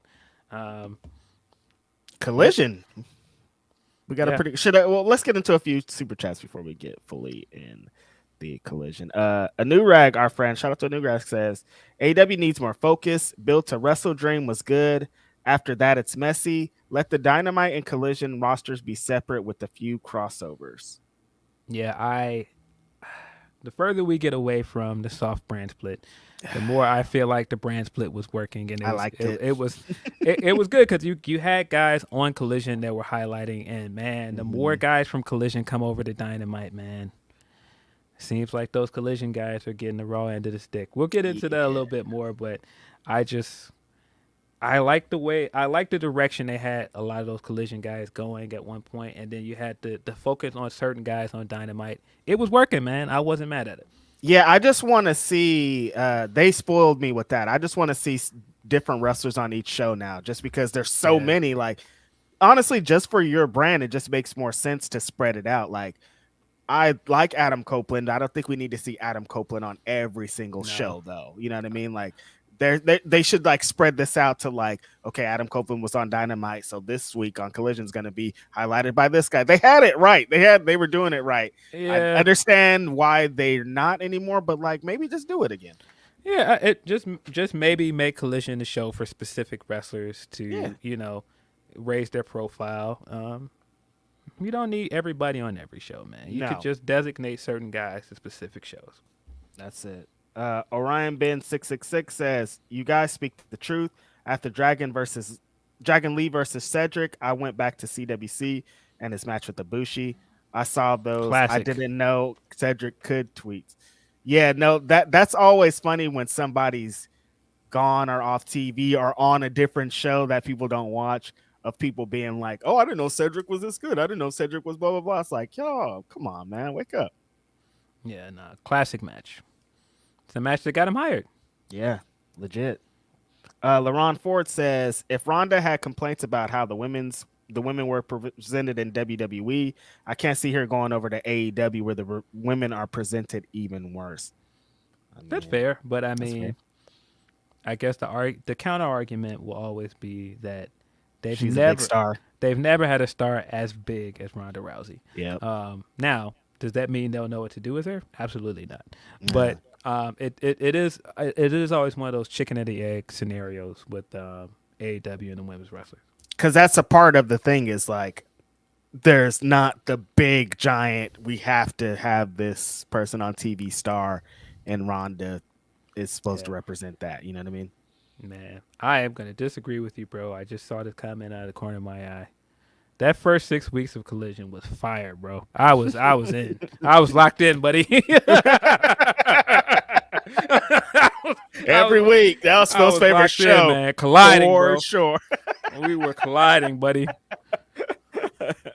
I think they can still do it, though, because they have elements over there. If they just keep them separate, we're lit, but they just are not keeping them separate. I mean, and I enjoyed bits of last week's episode of Collision. I thought the Andrade match with Brian, of course, was fire. And I enjoyed some other bits of it, but it's not quite the same. But, they're still trying to figure it out. It's a week-by-week process, and they're, new shows and everything. There's a lot going on over there. LaRon Ford also says, but if Ronda did go to AEW, do they put her and Marina, who is really good in Wrestling Revolver, in the BCC? I don't think so. I would actually like them to kind of start their own thing. Mm-hmm. I wouldn't be mad at them doing like a stable with Ronda, Marina, and maybe somebody else. Serena. That makes so much sense. But you need somebody. If you're gonna go with those three, you need somebody in the group that can talk. That is the thing. And that would be an issue. But I wouldn't be mad at that as a stable. Just get him a mouthpiece like Maria or somebody, Yeah, I don't know. A new rag also says, ain't feeling Jay MJF feud. Jay doesn't feel like a threat when MJF is feuding with so many others. Don't want ROH on AEW. Feels like a holding pattern to the new TV contract. AEW women's division deserves better. I totally forgot about this. JPR Reckless 244. Paige Van Zandt versus Ronda Rousey is on the table now. Yeah, is it not? It is on the table. That's right. I didn't even think about that, but that sounds crazy. I don't know if I'm here for that, but that is an interesting point. I didn't even think about that. I mean, if I'm a promoter, I'm doing that match for sure. I don't know if I want to see it, but like, if we have the opportunity, let's book that. Yeah. And we should book that because Paige Van Zandt's theme song, I think, is really good. Look, I'm trying to get my shit out. I don't care about that big match plus my song. Yeah, I think book that. TK, that might hit. That is interesting though, because we haven't heard anything about Paige Van Zandt in months. I don't know. Paige know where the bag is, and it's not getting DDT'd. That's all I'm saying. If I was doing, I'm the same thing. Look, get slammed or show them yams. Look, show them yams.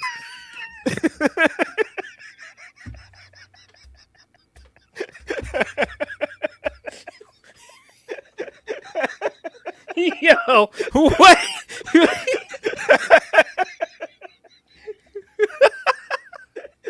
Oh God. Respectfully, of course. Oh. Will Chisholm says, I got to ask, what is ROH? The only champ I care about is our great women's champion. ROH is struggling right now, bro.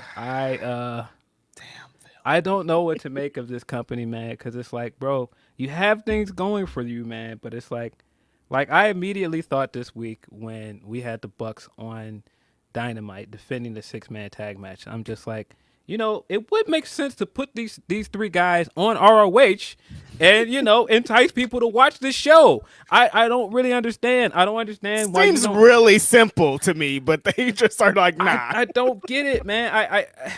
I don't really get, like, even a match last week with Eddie Kingston. I'm like, yo, why don't you just have all of these guys on ROH, the show that you want people to spend their money on? You want people to buy the streaming platform to watch the show. Why don't you put these stars on that show? I just don't understand what's happening, man. I can go into another rant if I don't understand the way the Elite are booked in general. I don't understand their usage on the show. I just don't get it. I don't know what they're doing. And the homie has been, CM Punk has been gone for a while. The boys haven't showed up on Collision one time since then, I think. I don't know what's happening, man. Like, I just like, what's going on here, you guys?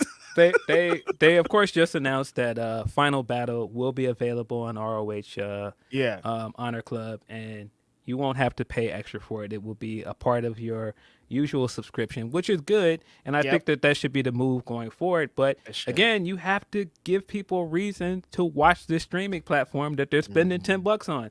And if you're gonna put the belt on Eddie Kingston and a guy that people want to see, have that guy on that show. I don't know. People like the Young Bucks and Hangman. How about having those three guys on that show? People really like Samoa Joe. I don't know. Use him on that show. Do storyline stuff on that show. Don't just give us the match of the week stuff. And that stuff is fine, but you're burning people out by just only giving them that. Like, again, people got all upset with you, and they got all upset with us when we said what we said about ROH months ago. Nothing has changed. It's the same thing. If anything, it's worse. Like, anything is worse. Like, I don't get what they're doing with ROH right now. I just don't get it. As someone who reviews this show on a weekly basis, Phil, some of these shows are a chore to get through. Yeah. And they shouldn't be, dude. You got all the pieces.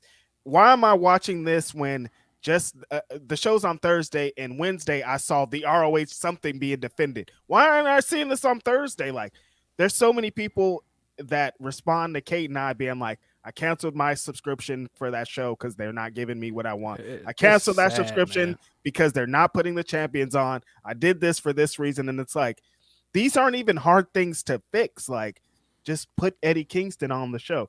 Or if you're not going to put Eddie Kingston on the show, put the championships on people that are going to be on the show, that you can. Put the tag team championships on the Kingdom, who's here every week. Put the TV championship on Dalton Castle or Shane Taylor, who are here every week. Put these belts on people that are going to be here that you can have in these matches if that's what we're doing.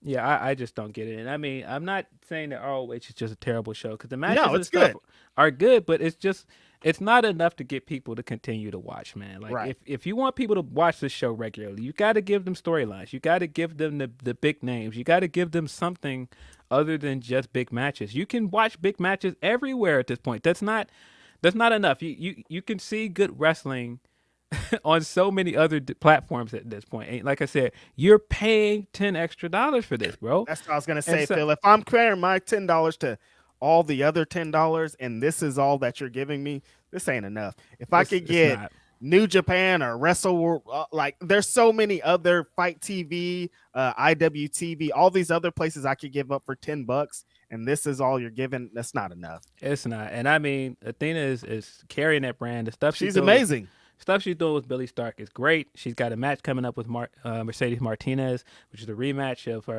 Tonight. her initial title win. Mhm. Cool, but I just would like to see more from ROH, man. That's it.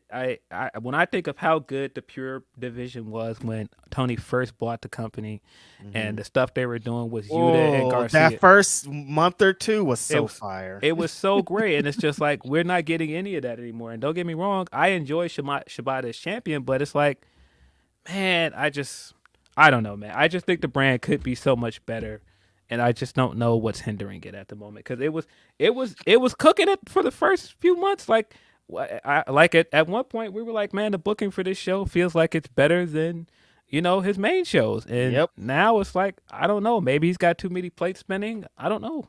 It's a lot of plate spinning. It's a lot of stuff. And like Phil has said, it's not a bad show. There's a lot of good stuff that they do. Some of these shows, there's 4 women's matches on the show, Yeah. and it's like the women are great there. The indie talent that they feature on there is great. It's like they have so many great elements, but like we Yeah. need something more. Yeah. Yeah. There are a lot of people that I do enjoy, like Trish Adora being on that show. You do have, like I said, Billy Stark is there. You do have, you do have like Dalton Castle. You do have, you got so many things going for that show, and it's just like, man, just book it a little bit better, man. That's all. That's it. Make it its own thing. I still say that the thing that hurt it was adding it to the Collision tapings. Yeah. I think when it was at Universal Studios and it had its audience and it had a different feel and vibe to it, it was different. I just think it needs to find its identity again. Yeah, it's unfortunate. Yeah, Lady Frost. But is like I another- said, they're not that far off on what can do to be improved there. Like it's not like they're totally in the mud that it's over. It's like they switch a few things over and we're right back into this. yeah, Lady Frost is another wrestler that I enjoy every week on when she is on there because she's such a good wrestler. Really great moonsault. She's awesome. Very talented wrestler, but that's why I'm like, it's not a lack of talent there. It's just No. Layla Hirsch has been destroying it out there. Yes. Willow's still consistently out there. The Renegade twins, I think, are really good up and comers. They got they recent additions like Allison Kay and Marty Bell have been on the show. Like the women's division is destroying it. Rachel Ellering got a good win this week. I think that they have all the elements there, but they just gotta execute it a little bit better. yeah. Orion Ben 666 says Swerve made Hangman's kid a Nana fan with the shirt. Crazy. Leaving my kid a shirt is like we're beefing. Yeah, Irene's it ain't his fault that he left his kid in the house by himself. Like, what are you doing? Irene C says, I like the soft roster split as it highlighted a huge roster. I guess the question is, what main event stars would anchor Collision at this point? That's kind of been your thing too, right, Phil? Yeah, I think that's the thing they still got to figure out. Like, it seems like they want it to be Brian, but the issue with that is, there are no real stakes to his storylines at the moment. It's really him. They're having good matches, and it's just like, can you beat Bryan Danielson for that bragging right? And I don't know if that's enough to carry the whole show. Yeah, at least when you had FDR with the belts, you could at least anchor around the tag title matches. You could do stuff with Punk in the real world title. You had stuff that you can do with that, and I feel like the answer is making the TNT champion the main champion on that brand. And I don't know if Christian's the guy to do that, but I do feel like that's the answer. I think that they should make the TNT title the main championship on that brand. Can we make Kenny Omega the main event star over here? Because he's not the main event star of Dynamite. I don't know. I wouldn't. I mean, like, now that you've got the belt back on Orange Cassidy, for example, like, I wouldn't be mad because you were doing that on Dynamite for the longest, doing an Orange Cassidy match of the week and doing certain stuff. Like, I wouldn't be mad if you were doing that. It seems like you kind of do that with the TBS type title stuff here and there. But I think that that's kind of the issue. You got to figure out who is your main character, your main event anchor for that show, and build around them. Yeah, and then like the issue with like Christian is he's a great champion, but he's not defending the belt every week. And you need somebody that's defend. It doesn't even have to be every week, but like more consistently than what Christian's doing with it. Yeah. Will Chisholm says, "I'm just asking, why does AEW getting a big women's star for Tony Khan to act? Why does them getting a big star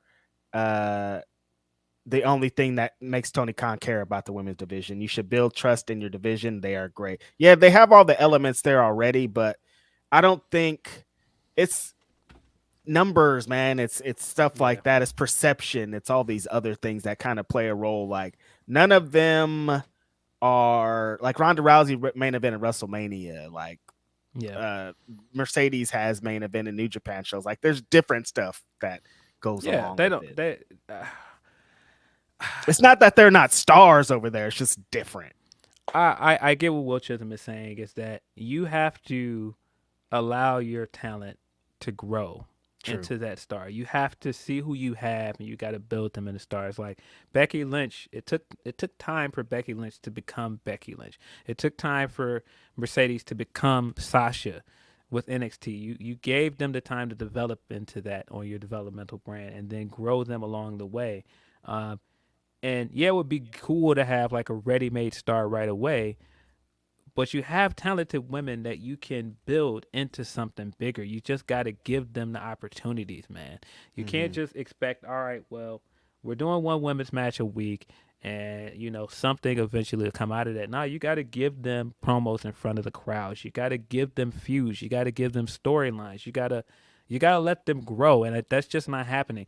I think, as I've said for the longest, the biggest issue with the division is consistency. But I also think one of the issues is they just don't. He just doesn't commit to the women the way that he does to the men. Like the example I always give is Sammy Guevara. Like, how many chances has Sammy Guevara got a chance to turn heel or go face or try something else or fail and do something else? You don't see that same commitment to the women. I think that's a problem. Do you think that it's happening right now with Toni Storm? Do you think she's getting that kind of commitment? I think that Tony's a good example where they are definitely trying to see where this goes with her character because it's received well. Mm-hmm. But even her, I just think that, like, yeah, those silent movie things are cool, but get her in front of the crowd. I think that it was a good thing to get her out there on Rampage this week.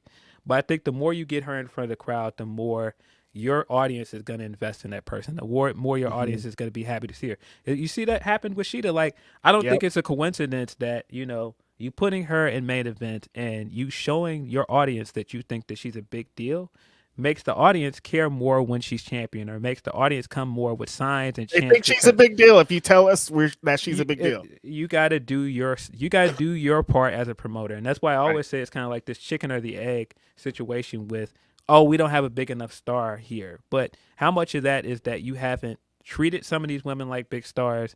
Like, yeah, I get it. You don't have a Ronda, you don't have a Becky, you don't have a Sasha, you don't have these ready-made big names, but you do have people that you could have built. Like, Britt is a perfect example of that. Britt came in, and I remember that first year. People did not like Britt like that the first year, but Britt grew into a massive star. You gotta give these women opportunities, man. You're never gonna see what you have. You're never gonna know.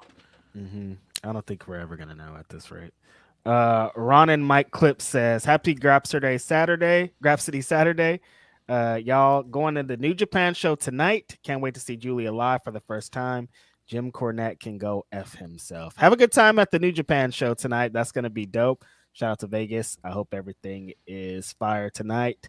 And the last part, I don't know what that's for. So I don't know what that's in the context of that, but yeah, that's going to be a fire match. Hyan had talked a lot about how she wanted to wrestle a New Japan show, and this was one of her dreams. So really cool to see her get that moment. And seeing Julia wrestle in the U.S. is great. Hopefully we'll get to see more of that. Hopefully we get that Mercedes match that we've been clamoring for in the next few months. We need it. I'm ready. I'm ready to get that match.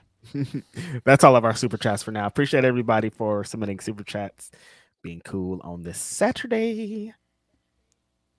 We got some more Humper chats. From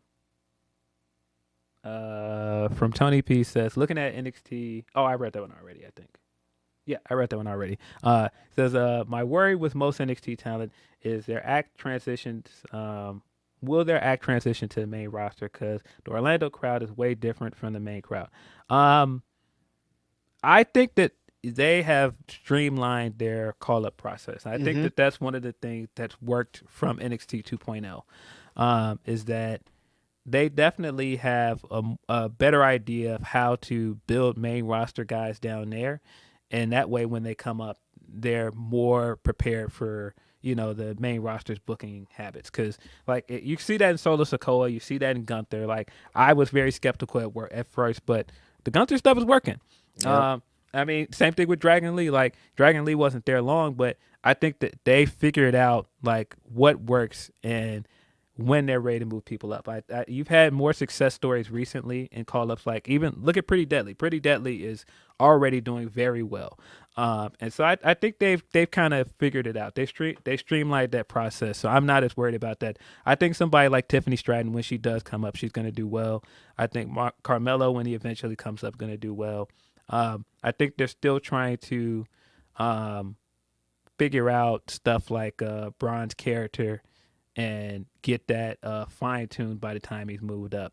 But I'm not as worried about that. I think that they've got guys that you can clearly see are ready. Yeah, I think that's what I was gonna say. I don't think we have that problem any longer. I don't want to say that though, because it is WWE. It's crazy, but I think that they definitely figured it out. Like somebody was saying, they have a big four over there: Braun, Mello, Dragunov, Trick. All four of those guys could go up to the main roster exactly how they are. No name changes, no anything. Yeah. Like they could be exactly who they are. And I think they have a bunch of women, same thing, like Tiffany Stratton and who's the champ now? What's her name? Lyra Valkyrie? Lyra Valkyria. Yeah, she could go up too. There's a bunch of them like that I think they finally figured out how to get them the same way that we seen them over here in NXT on the main roster, because that was a huge problem for a long time. It was like, well, everything that I like about this person, you just stripped them of it and made them into this. And I think that's a good position that they're existing in at the moment. So they're making some good changes over there. HBK's doing his thing. Yeah, I think it's better than it had been for years before that. I think the way that they stopped doing call-ups and just figured it out, I think that it helped. And yeah, shout out to Lyra, because she had the big match with Becky this week. Becky put her over huge. You could tell how much Becky cared about this NXT run and how much she wanted the other women to look good. I think that she got more eyes on Tiffany, and I thought that she made Lyra look like a big star. And I was a fan of her before when she was Valkyrie and she was doing OTT stuff, when she was doing the stuff for Pro Wrestling Eve, when she was doing the tag team with Debbie Keitel. So I already knew of Valkyrie, and it was just one of those things where they kept changing this woman's name, and I'm just like, all right, just settle on the name and let's get rocking. But it seems like they've settled in. It seems like this went over very well. They put the whole match on YouTube right away, which is a good sign. Man, a lot of respect to Becky, man. I got to give Becky a lot of credit for this NXT title run. She definitely is a big part of more interest coming in NXT, because NXT has been surprisingly better. It's been getting more viewers. It's doing really well in the viewership, and a part of that is Becky Lynch.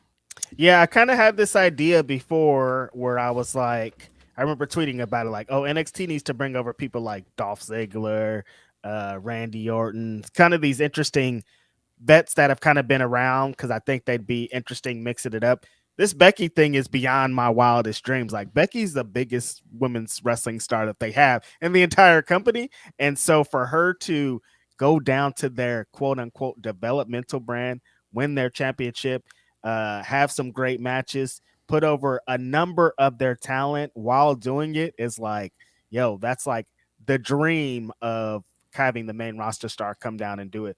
Big props to Becky. She brought big ratings to NXT. She brought a lot of interest over there, and she looks like she was just having fun doing most of it. So it's time to get her back up clicking on the main roster, though, right? It's time for her to get into some main event matches and get back to being Becky, right?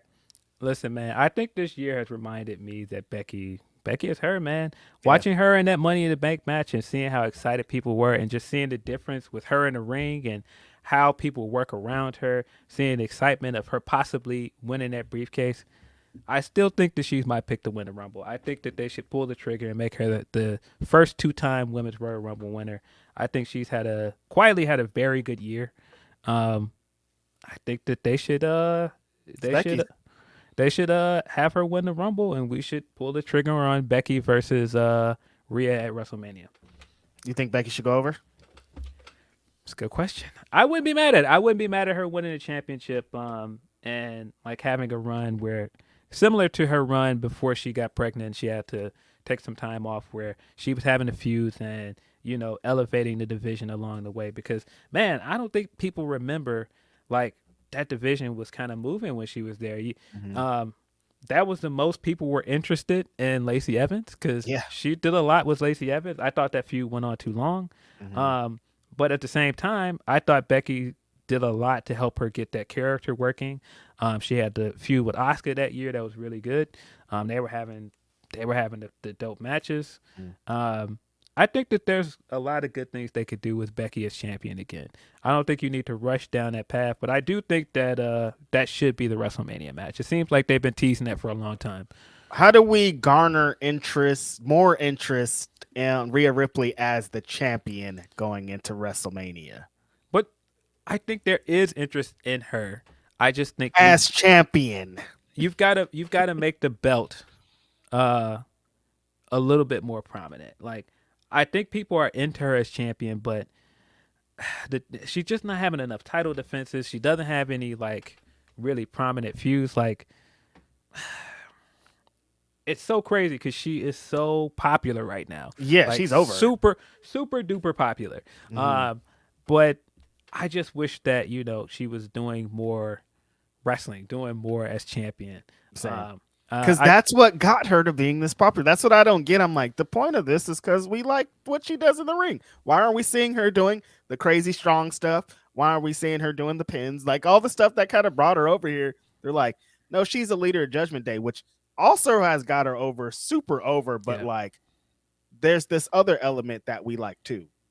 Yeah, I mean, like I can't hate too much because this is a fresh take to have a woman leading a faction with men in it. Correct. And it's potential. It's possibly working. It's possibly the most popular stable in the company. And she is undoubtedly the leader of the faction. But I just would like to see her get some more feuds going. I would like to see her have some more pay-per-view matches, have some more like big defenses. So hopefully they ramped it up heading into WrestleMania. But I think it'll be fine. I think she's still at this point where she's so popular. That's going to be a marquee match no matter what. And if it's Becky, man. Like, Becky is like one of their biggest stars. So, I mean, I think it'll be fine. But I definitely don't think she's losing that belt anytime soon. No, I wouldn't think so either. There's going to be some interesting things going into WrestleMania season because we got Bianca, we now got Jade, we got Becky, we got Rhea, we got Charlotte. We got a bunch of elements, Io, Asuka, Bailey. Like, there's all these people that are going to kind of be involved in what's going up there. So I'm interested to see what they do with the Royal Rumble because I like the Becky idea, but I'm also like, maybe Jade, but they're setting up Jade pretty big. She could be the one. Like, Bianca's still out there being super hot. Like, I think it's a little early. I think because I think it's different, her and Cody.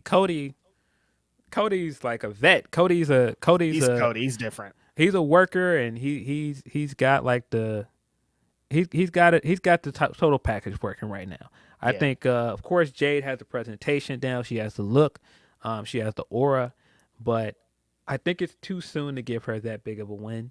I wouldn't be upset with it, but I would hold off on that. Like, that's a lot of pressure to put on her right away to make her Royal Rumble winner and then try to build around a big WrestleMania match. I think you can give her a big WrestleMania match, but I don't think it needs to be on that stature just yet. Right. They got time. They got a bunch of time. They got a bunch of things they could do. I like that this week, the idea that I had for Jade Cargill is that I think that her and Bianca should team up and really make money. And I like that this week Bianca was also like, hey, we could be making a lot of money out here as big dog tag team partners. Did you see that clip? I didn't see the clip. You got watch the whole clip, man. There's a little spice in there, man. Yeah, okay. There's a was a little spice in there. Really? I didn't know what to make of it because, of course, people were reading it and going, "Man, sure seems like Bianca don't like this woman." And I was like, I don't know if I would go that far, but it's a little spice in there. I read the tone of it. I just read that little excerpt and I was like, oh, that's dope. But yeah, now I'm gonna have to go and look at the clip if there's some spice. I mean, storyline wise and real life wise, if you know the elements, yeah, I would probably feel the same way if I was Bianca. Like, it feels like I was the prized pupil, the one next up, the one to do it, and now you guys got a new shiny toy, and who the hell am I? Like, y'all are giving her all the stuff, y'all are doing all this, y'all are doing this, and who the fuck am I? It definitely had this tone at one point, like she can't just come in and just expect everything. You gotta work. You gotta work. You gotta do what I did, because of course Bianca she is about as close to homegrown talent as you're gonna get. She is a homegrown talent for them. She's homegrown talent. They built her from the ground up as somebody that came in who had no experience with wrestling, did the years in NXT, came up and of course did the big feuds with all of the top names in the division. So yeah, and it might not have been it just felt a little spicy, but it definitely had that tone. Like you got to work, you can't just come in and expect everything. That's how wrestlers are, though. Like, that could be real and that could be kayfabe, because people do feel like that. But I feel like that's not Jade's fault. Like, if they're gonna come and push me to the moon, blame them. Don't blame me. I'm just here doing my job. Yeah, man. But that's also why I'm like, I don't think that it's a terrible idea to give her the Royal Rumble win, but I also think that there's a way to get to that. I think that you've got to build towards it. It's just not the same situation as Cody. Cody came in white hot, man, and that's not to say that she's not currently hot. She's black hot if Cody's white. So stupid. I can't. Cody came in white hot. Jade came in black hot. No, I get it. I just think that I think it's very telling as well. She's been there almost 2 months, and we still haven't gotten a match. Nothing. Like she's been doing the backstage stuff. She's been doing the appearances. But I just think you gotta. I think not even a tease of she's gonna be like nothing. Nothing. That's why I'm like, it definitely feels like they are working with her at the Performance Center, if I had to guess. And if they're still getting her to the place that they want her to be as a performer, I get that. But that's more reason why I'm like, are you gonna be at that point in 3 months? By the time the Royal Rumble comes, maybe. But I also don't think you want to run into the same problem you had with Ronda, where you gave her so much so early and she peaked so early. By the second year, it was just like people were kind of exhausted with it, and they were burned out with it. That's how, hearing everything you're saying right now, that's kind of how I feel like the fans would be too. If you gave her the Royal Rumble win, people are like, "Oh no, don't shove this person down our throat. We don't want that shit." You know how it usually goes. If you push somebody too hard, too fast, fans will reject them. They don't like that shit. And so I think you just got to gradually bring her along. I think that you can do big feuds with her right away, but I wouldn't give her the Royal Rumble win right away. Mm-hmm. That's what's up. We got a couple of more super chats before we move forward. New Rag says AEW has 2 GOATs. Kenny is not heavily featured, while Bryan is, but he doesn't want to be champ. Let's have Omega's Dynamite and Dragon's Collision. TK needs to put the foot down. MJF needs to lose that title soon. The issue is you don't want to have, like, that element you described there is you want them to be kind of totally different. I feel like guys on top. If you got Bryan on top of one thing and Kenny Omega on top of the other, they're kind of like the same type of things. You want to have like some kind of other extreme on the other end, like MJF is one and then Bryan Danielson is one, or Kenny Omega is one and Ricky Starks is the other. Like, you got to have some kind of different contrast than like 2 great wrestlers on top. Yeah, I think the thing that initially worked for Collision is that it had its own distinct tone in comparison to Dynamite, and it doesn't feel quite the same way. I think you've just got to find a way to differentiate both shows. It felt like a Southern wrestling, an updated Southern wrestling show when it started, and now it just feels like AEW, which is cool, and it should be. It is AEW, but you got to like establish it in a different way if you want it to feel like 2 separate shows. Yeah. Will Chisholm says, when it comes to the women, HBK is killing Tony Khan. On Reason, I can see Jade leaving when she was face to face with Becky and Charlotte. We never got that with Jade, Britt Baker, or Jamie. Yeah, she never really. There wasn't any tease of her being like even in the same league as like the biggest stars over there. It's like she's on an island over here and they're on an island over here. I got killed for making this point on Twitter, and well, not necessarily killed. There were people that didn't like it, but I do think that was an issue. I don't think that she was ever put in the same category as someone like Britt and the bigger stars in the division. She never even seemed like she was interested in challenging for the main title, and I think that was a problem. I don't think that she necessarily needed to win the main title in the first 2 years, but I think that there should have been a trajectory to that point, and we never saw it. At least her saying like, "I want to beat up Britt Baker. I want to do these things." Something, like just man. something. You know what I mean? Something. Like that's what drives me crazy about. We just talked about it. I think last week with like the Roman Reigns thing of nobody being like, "I want to take this guy's championship." Yeah. Like nobody even talks about it. Like it doesn't have to be real, but I at least want to know in my brain that you're thinking about it.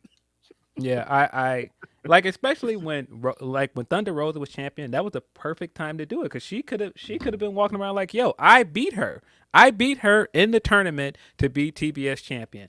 I can win that belt as well. I'm better than the main champion." And I mean, she may have said that in passing in some promos, but I don't think that it was highlighted enough. Right. Leonard Aaron III says, with Becky now back on Raw, it's time to get the belt off of Rhea. It's time. They created Rhea. They catered to Rhea with the mommy stuff, and the belt has seriously suffered. Rhea needs a serious reboot here. I don't think she needs a reboot. I just think that they need to put more focus on the belt. That's it. Yeah, no, because I think the things that she's doing right now is getting her over, and that's part of the reason why she's big. Just add in her having a feud also with her being the leader of the Judgment Day, and I think that's it. I would like to see them do something similar to what they're doing with Max right now, where you see more people gunning for her. Like, yes. Yo, you are the main person on this brand to beat. I would like to see more people gunning for that belt. Right. And then our last super chat for now is from Will Chisholm, who says, all I'm going to say is in NXT with 5 women's matches did bigger number than AEW, who had Ric Flair on camera. Charlotte would never do what Becky did. And I would have Asuka versus Io versus Kyrie at Mania. Well, Charlotte kind of did that. She was the NXT champion, and it was different. Very different times, buddy. Very, very different times. It was really different. Very different times. But, yeah, that is a very good point from Will Chisholm. Women's wrestling is a draw. People keep trying to, women's wrestling doesn't draw, and that's why Tony books things away. He pays attention to rating. No, we've seen now that women's wrestling draws. Again, the big thing that changed the trajectory of NXT was Becky coming down there. Becky popped a huge number for that brand. Becky did that. Women's wrestling is a draw, man. So you just have to do the work to make your women into stars. Becky did that, so you didn't have to go through that. Y'all better give it up. Y'all better stop playing with Big Time Beck's name. Stop playing with Big Time Beck, man. I seen how y'all was talking crazy, man. Stop talking crazy about Big Time Beck. I seen somebody just saying, "Hey, she ain't putting nobody over. All those NXT women look like they're beneath her. Look where we're at now. Like, Lyra beat her clean." And she put Tiffany Stratton over, even though she beat Tiffany Stratton. But Tiffany Stratton got over. That's how you put somebody over. Bro, people be talking crazy on Becky's name, man. Now, Seth and Becky's pillow talk is them getting their shit off of being like, these motherfuckers keep talking crazy about us. We got to let them know. Yeah, nah. I could just imagine her just sitting there like, man. And then they wanted Mercedes to put Ronda over. Can you believe this? Like, and now you're trying to still get me to do this Ronda match after 2 years? Stop it, man. Look, I'm about to do this tag team thing over here with Lita and Trish. Get me out of here. Like, leave me alone. And Seth comes in, hey, they finally get me a belt. Put me in the main roster. Put me in the main event. If I'm not in the main event, I don't want to be there. Now, shout out to both of them. But yeah, like Phil said, Becky confirms that women's wrestling is a draw because she brought a big rating to NXT. We all saw it. Yeah, women. Like I said, women's wrestling is a draw, man. Like I just don't want to hear no more of that, man. Like I don't want to hear no more of these conversations about the women can't draw. It's now proven. It's in stone. Mm-hmm. We got a bunch of humper chats that got to get into. Let me refresh the screen. But then, of course, we have to get into the elephant in the room that neither one of us really want to talk about. I hate elephants. Elephant that forgets. Yeah, see, we got a bunch from Tony P. Says, however, I guess this is the only reason for an interaction of the main roster and NXT showing up on the other brand to get them visibly. Then there's AEW Women's. Something hit me, and I said this to Sean. The main event scene is slim. There has been 7 Sheeta Storm matchups in some form since August. I get the story and the story of the two, but I was hoping for something new. I get Hayter and Rose is out. Britt is with Adam, but it would still be slim with them and healthy. I get what you're saying, but I think that right now with how popular Tony is, she makes the most sense as the challenger. Going into LA, her entire gimmick is based around like old Hollywood. Like it just makes sense to go with her. I personally would have went with Tony versus Chris Statlander for the TBS belt.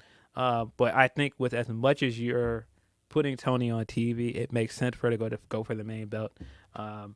I don't know. I don't think it's a wrong answer, but personally, I would have probably given Sheeta a fresh matchup for that pay-per-view and went with the Statlander match for the TBS belt. But it is what it is. Probably only going to put one women's match on the card as well. Oh, please don't do that. Please don't. Come on, Tony. More from Tony P. says, Willa and Thea are the only 2 women I can see realistically in the world title scene. But one is in mid-card and the other is on ROH, even though she wants to be on AEW shows. Yeah, I think that it's getting more and more egregious that Athena is not on the main shows. Like, there's really no excuse at this point. If we don't get Athena versus Sheeta soon, like, I don't know what we're doing. Like, we should definitely be getting that match by the end of the year, man. And if not by the end of the year, like at the start of next year. That's the big match I feel like you should be doing with Sheeta's title reign. There's no excuse not to do it, man. There really is none. If they don't do it before Full Gear, it ain't going to be a title match, that's for sure, because Tony Storm is taking that championship. You think so? I think so. I don't think Tony's winning. Because look at the time that they're investing in this woman, Phil. Like I've said multiple times on this podcast, she's on every single show. Whether it be wrestling, whether it be having a promo, whether doing a silent movies, like we're gonna see a promo for her tonight, I'm sure. On all the lead up to her to the Full Gear, every show she's on it. I'm like, with how much time they're investing, it feels like only fitting to give her the championship. It still does play along with her gimmick. If she doesn't win, that's kind of where I hang on to it. So I don't know, but it's looking like that's what's gonna happen. I mean, we still got other things. Like, I don't know when Mercedes comes in. We still have that rumor of Mariah May coming in. I don't know when she comes in. So, sure. That'll give us some fresh matchups eventually, hopefully. Lastly saying, the division current state is the result of things TK had control of, not making women more visible, matches for experience, didn't have control of the likes of injuries. It's crazy the same man booked ROH women with good stories, books AEW's women. Yeah, I mean, you do have other things at least. Like, it does seem like they're very much behind Sky Blue. Yeah. I don't know the end result of this, like, spooky heel character that they're doing with her, but at least that's something. It seems like they're building towards a story with her and Willow. I'm interested to see where that goes, but he could be doing so much more. They're going to have to wrap it up. It's about to be November. You better get all the spooky shit in this last week.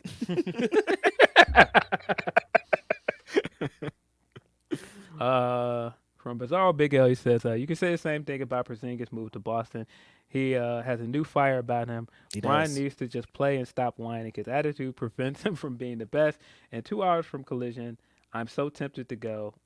That card is fire. Yeah, I mean, I'm sure you can get a ticket last minute. That probably is you're going to get 3 title matches on that card. Excuse me. You're gonna get AR Fox versus Jay White. I would try and go. I'm about to drive 5 hours to Full Gear in a month in LA, so that's where I land. 2 hours is nothing to me. I'm pulling up. Kenny Omega and MJF for the title. I'm there. Yeah, not a bad show to pull up for, and I think Mm-hmm. that Claudio and is the Claudio match tonight or is that Wednesday? That's Wednesday with Orange Cassidy. Yeah, it's Wednesday. Yeah. Okay, but yeah, regardless, you're still getting. I two just found big out times. about this Jay and AR Fox match. That's gonna be fire. Yeah, I'm really excited for that one. But yeah, no, Porzingis, man, surprisingly did look very good. He did. He was with cooking. Boston. Hopefully, this is a good landing spot for him. Hopefully he comes back around because, he wasn't bad those first few years, and then he just kind of jumped off a cliff. So, But like Philip Lindsay, I don't believe in them boys. I just can't. I know. don't believe Boston either. Mm-mm. But we'll see. From D'Lo Diggs, he said, "Sup, fellas? Few things. Been on a big Far Side kick. That boy Luca. 3. Need Cedric Alexander on my TV more weekly. 4. Ric Flair. I'm likely Stokely Tony Khan will pay for these crimes." I keep forgetting we got to talk about Ric Flair, Phil. Let's go ahead and get to this elephant in the room. Have been trying to avoid it as long as possible because I do not want to talk about this I guy. don't want to. But I kept forgetting the whole pot. I'm like, damn. Every time somebody would say something in the comments, I'm like, I forgot that happened. I keep trying to get it out of my brain, but then somebody's like, and then this. So yeah, let's get into it. Here we are. Ric Flair made his AEW debut this week. Tony promoted this as him getting a gift for Sting. He definitely overhyped this thing as, yes, a gift unlike anybody has ever seen in wrestling. And I was just like, okay, where are you going with this? And boy, when we heard Nature Boy music ring off, I was like, oh no. I don't need to see Ric Flair on my TV in 2023. I'm okay. No. I just don't need it. And when you add stuff like, of course, people have been holding Tony to the fire for bringing up Vince McMahon's accusations in the weeks before this, and then you bring up a guy on your show that has sexual harassment or worse allegations on his name, and put him on your show, it makes you look like a hypocrite. There's no way around it. It just makes him look like a big hypocrite. Mm-hmm. It makes it seem like he doesn't really care about what Vince was accused of, and he was just using it as a dig against the guy. But at the same time, you're willing to bring somebody that has a tarnished past on your own show. Yeah, it looks crazy. That's all. Everything that was when he starts coming out, I'm like, this looks crazy. When he's out there, I'm like, this looks crazy. Just because that Dark Side of the Ring shit wasn't that long ago. We were just 2 years ago, bro. That was very recently. I mean, 2 years ago. People do forget very, very recently, but people don't forget also. And there was a lot of people on the timeline that didn't like this and they were disgusted by it and they think it's a bad idea. And I understand that. I think for them in AEW, they're not really, it's pro wrestling. So they're like, what have you done for me lately? I don't remember that shit. This is Sting and Ric Flair. That's it. That's all I care about. I don't care about that. So I understand it because it's pro wrestling and we've seen worse, but it looks crazy. That's it. And like, what is Ric Flair still of value in 2023 to your wrestling program? Well, there are people that don't care about the allegations, that they just think of Ric Flair as like a legend. 16-time world champion. You think of like his work outside of WWE. You think of his time with WWE, with Evolution and all that stuff. And, of course, his longtime feud with Sting. And so if you're going to bring him in, this is the best chance. This is the best time to bring him in relation to Sting. But, yeah, the other thing, of course, is this definitely makes it seem like he's going to continue to be there for the next few weeks because the first hint was his promo.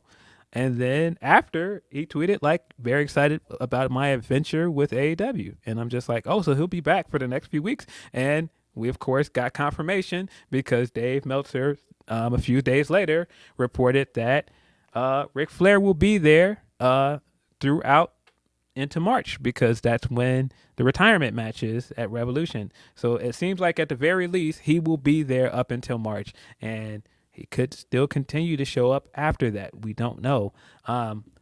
I am not excited to see this guy regularly. I just am not. I don't understand why you would want him on your show regularly. Of course, the other part of this is that he was initially planned for AEW early on, before the Dark Side of the Ring episode debut, because he was going to be brought in to work with Andrade. And then the Dark Side of the Ring stuff hit. Those articles started resurfacing. A lot of things about him that people forgot about, I guess, started resurfacing. Everybody continues to bring up the Teddy Long interview as well, which doesn't make him look good. It's a lot. He has a lot of baggage, and I just don't think it was worth it. I don't think it was worth it to bring him in. Again, I understand the connection to Sting. I understand that this is his last hurrah, and you want to bring in guys to have connection to his career. And he got a good reaction in the building, but I just don't think it was worth it. I think especially now with AEW and WWE in this big back and forth, and WWE is seemingly winning the perception war. This was a very bad optic, I think. Very bad optic. You don't want to. I don't think it was worth it. I understand Ric Flair. He has a lot of history, the Sting thing, but it's too much baggage. Not enough, especially if he's not going to wrestle. Like, just to have him on the show, like, I understand what you're going for, but like, for the goodwill and good faith you just built, that kind of, like, I could see in fans' eyes, they're like, oh, why are you doing this? You know what I mean? Like, it's wrestling though. Like I said, and the lines are very fine. The shades are very gray, and people forget. Yeah, but I mean, this was very close. Like, this was, like I said, that Dark Side of the Ring episode was just 2 years ago. Man, Tommy Dreamer is just now starting to get from under, like, some of his reactions from that episode of Dark Side of the Ring. And he just reacted to it. Yeah, and I mean, I don't know if you guys remember, of course, RVD was also on that episode. He had to come out and do some damage control right afterwards as well. Yeah, this looks really, really messy. We got the power. We got the pay. Every time you say damage control, that's the first thing that comes.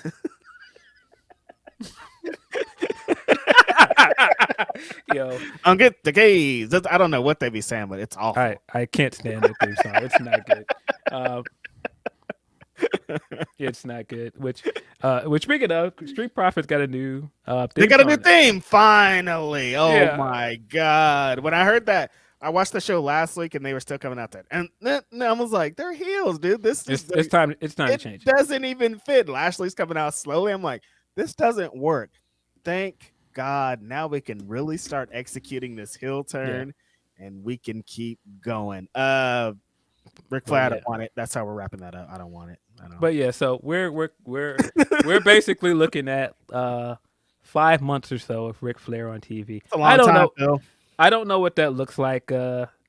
It sure seems like he's not gonna wrestle, but you never know with this guy. You never know. He wants to. It looks like he wants to. But if they were like, lace him up, he's definitely lacing him up. Yeah. If he's not gonna wrestle, I do wonder what is the point of bringing him in for that much time. For what 5 is he gonna, months? If he's gonna be involved in a Sting storyline, I have to assume he's gonna turn on Sting at some point. Maybe he's gonna manage whoever is going up against Sting in his final match. I don't know. I don't think it's necessary. It would have been all right as a one-off, but like, man, to continue to bring this guy in until March, man, I don't need it. I don't want it. What could we be watching for 5 months of Ric Flair, Phil, talking? I don't know, man. I don't know, man. And it was just such a weird moment on what I thought was a very up and down episode of Dynamite. Like, it had good things going for it. It had some good matches. Like, the main event was fire, bro. Big heater. Super excited about that main event. But boy, this was just a dark cloud over the show for me, man. I didn't want it. I was not interested in it.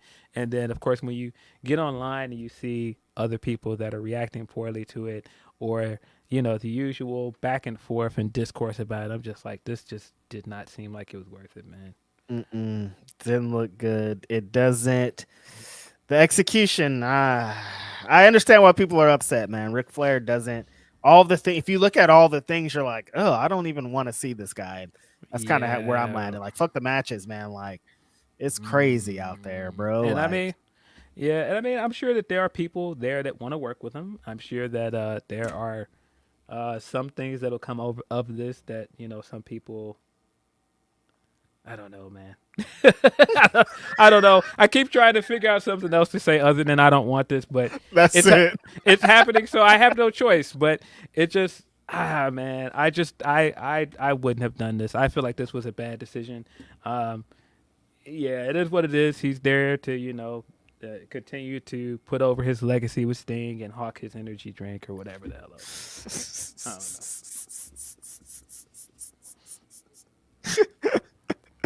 don't know. Good for him getting a bag again. I think. Nope. Yeah. Giving a bag. But the saving grace, as somebody pointed out earlier in the Hupper chat of this segment, was Christian, because Christian totally saved this segment for me because he came out and totally cooked Ric Flair. Totally cooked this man. Yeah. The line of him saying, "Man, I know there is no God, because if there was a God, Ric Flair would have been dead 20 years ago." Was the line of the night. That is a wild line. What an insane line! But I thought he very much saved this segment, man. Yeah. That was definitely the best part of it. It was cringe. Watch Ric Flair here, and then Christian comes out and just starts barring him up crazy, and then you're like, okay, I can see why people could say he's a baby face this week, but no, that's just for this week. But yeah, that's exactly the type of stuff that we need. The saving grace of this segment. I'm just gonna be along for the ride, but I'm not interested in Ric Flair anything. Yeah, I definitely got more of my hint that I think that Edge and Christian versus Darby and Sting is probably going to be the retirement match, because we got more hints of this with the backstage segment with Sting and Edge, and Sting trying to hype Edge up like, look, you cannot trust this guy. I know you want to tag with this guy. I know that's your friend, but that's dead. Like, bro, you got to get on my side with this. It definitely feels like his reluctance is going to lead to him eventually turning heel and joining Christian. Wow. That's interesting. And then Ric Flair too. Sting and Ric Flair. No, whose side Ric Flair going to be on? It's going to be Ric Flair and Andrade. It's going to be a triple threat tag team match. Ric Flair and Andrade versus Edge and Christian versus Sting and Darby Allin. You in? I don't think that's a bad idea for his final match. And the other part that made me think of that is that he kept saying to Edge, like, we call him Edge, sorry, Adam Copeland, that, man, we got history together. And I'm just like, I think that Edge and Christian will in some way be a part of his last match, or at least his retirement tour. If that's not the last match of Revolution, I do think we get that tag match before Sting retires. And I think it also is very telling that, like I've been saying, Sting and Darby are undefeated as a tag team. I could see Edge and Christian being Edge again. Adam Copeland. I could see Adam Copeland and Christian being the first team to defeat them. I think that makes a lot of sense. Yeah, that is kind of how I feel where we're going to. Somebody earlier brought up the FTR and Young Bucks stuff. How do you feel about that? Because, again, I'm confused, Phil. I've been confused for weeks, and every time a new quote or something comes out about it, even more confused. And here I am again, even more confused. The optics and what it looks like to me is they got their lick at Wembley and said, we're good here. Because you don't even have to know scoops or nothing to know where this story was leading. Young Bucks earned a title shot. We're going to fucking LA for Full Gear. Like, we know what time it is. Yeah. That's not what's happening. Well, I mean, it did seem like Cash was hurt. So I don't know. It seemed like they took the belts off of him because maybe they thought he was hurt and it wasn't as extensive as it was. Maybe they thought the injury was more serious than they thought it was. Yeah. I don't know. But now we're getting this idea that there's going to be a rematch between them and Big Bill and Ricky for the titles, and whoever wins that is going to challenge Young Bucks. Now, of course, that haven't been announced, but that was supposedly the plan at one point. Dave, of course, said that plan has changed. We don't know that that's true. That's just what Dave said. I don't know. All of this is very bizarre. I don't really buy into this idea that it's all FDR. Nah, brother, I don't want to take a loss. Ain't gonna work for me, brother. I don't know if that's totally what happened. But it is very bizarre. But I think that the booking of the Bucks has been bizarre in general. Like, also, I mean, even if you're gonna tell me FDR just came in there and politicked their way out of the match, one guy is the main booker of all of this. Why aren't these guys mentioning the fact that they have a title match on TV at all? Like, they were on TV this week, said nothing about this title match, have not mentioned Big Bill or Ricky at all. Like, I mean, even the way they're used, like, bro, you brought them in to have this match with the Hardys and Isaiah out of nowhere. Hey, I ain't gonna hate. I think Isaiah was great in that match. I thought he was the highlight of that match, man. And it immediately made me think, like, yo, when is Mark Quinn gonna be ready? Because get this guy away from the Hardys. Get Private Party back together. Get them cooking again. Please. But watching this match with these 6 men in the ring, I couldn't have been any less interested, bro. To be completely honest with you, I was not interested, man. I'm like, yo, the Bucks are in a storyline where they're the number one contenders. Why aren't we talking about that at all? Again, it's like we're beating a dead horse. It's called All Elite Wrestling, and we rarely get the elite. What the hell is going on here? You got these guys in their fucking prime. Kenny Omega, one of the baddest motherfuckers on earth, is sometimes, all the times, not on this show. The Young Bucks, Reginald Gaines, that's my government name, considers them to be the greatest tag team of all time. This company was fucking built off their backs, and they're just a team here. What's going on here, man? Like, do something. They should be in main events. I should be able to see all the greatest tag team matches I've ever wanted to see, and it's just not happening. They became the ROH Trio Champions, and that sucked. I don't like that. Like, why are they doing that? And then they didn't capitalize off it. They barely defended them. They never were on Ring of Honor TV. Why are you guys doing this to the Young Bucks? I don't understand what's going on. I don't understand. I mean, and to be honest with you, of course, this is the other elephant in the room from Wednesday is it very much seems like they moved a lot of stuff around for MJF because they had to pivot from the Adam Cole stuff because if you follow the trajectory from All In, it sure seemed like the next feud for the Elite was Bullet Club Gold. But you move Bullet Club Gold away from those guys to put them in a feud with MJF, and now you didn't have anything for the Bucks to go, and so you just went back to FDR. And it just was an odd decision. Like I've said before, like even if you were gonna give somebody else to win, like don't get me wrong, I get Ricky has been like a main star on Collision, so it makes sense for them to eventually collide with the other team that has been a focal point of Collision and beat them. I get that, but that's if you're gonna run with them as champions. It doesn't feel like they're gonna run with them as champions. It feels like they're gonna be transitional champions. So if you were gonna do that, you already had the feud going with Bullet Club Gold. Why didn't you just put the belt on the Guns? That makes more sense. Way more sense. I just don't really understand. And I get, like, yes, Ricky pinned Dax in that match, so he earned a title match, technically. But I just think from a story perspective, in terms of where you were heading with your pay-per-views, I just don't really understand this because you had 2 pay-per-views in a row where you were building towards a Bullet Club Gold feud, and then you just stopped doing that. It's the same thing. Like you had a clear trajectory with stuff you were doing with Takeshita, and Takeshita just fucking disappeared off the show. Like I was sitting saying it this week. Like where the hell is Takeshita? Now he did have a fire match last night on Rampage. He did. That main event was great, but this guy just pinned Kenny Omega 2 times in a row within a week. Where are you going with this? Like, where's the story? Omega. Yeah. Kenny Omega, again, the guy I'm telling you guys to put on TV. Where is he? Why is Bro. everybody missing? Why are you putting all the guys on milk cartons after they have these big moments? I just feel like they have not pivoted well after the Max and Cole stuff. Like I get Cole got hurt, and it very much felt like Cole was gonna be the guy to beat Max. This is the other interesting thing we got this week.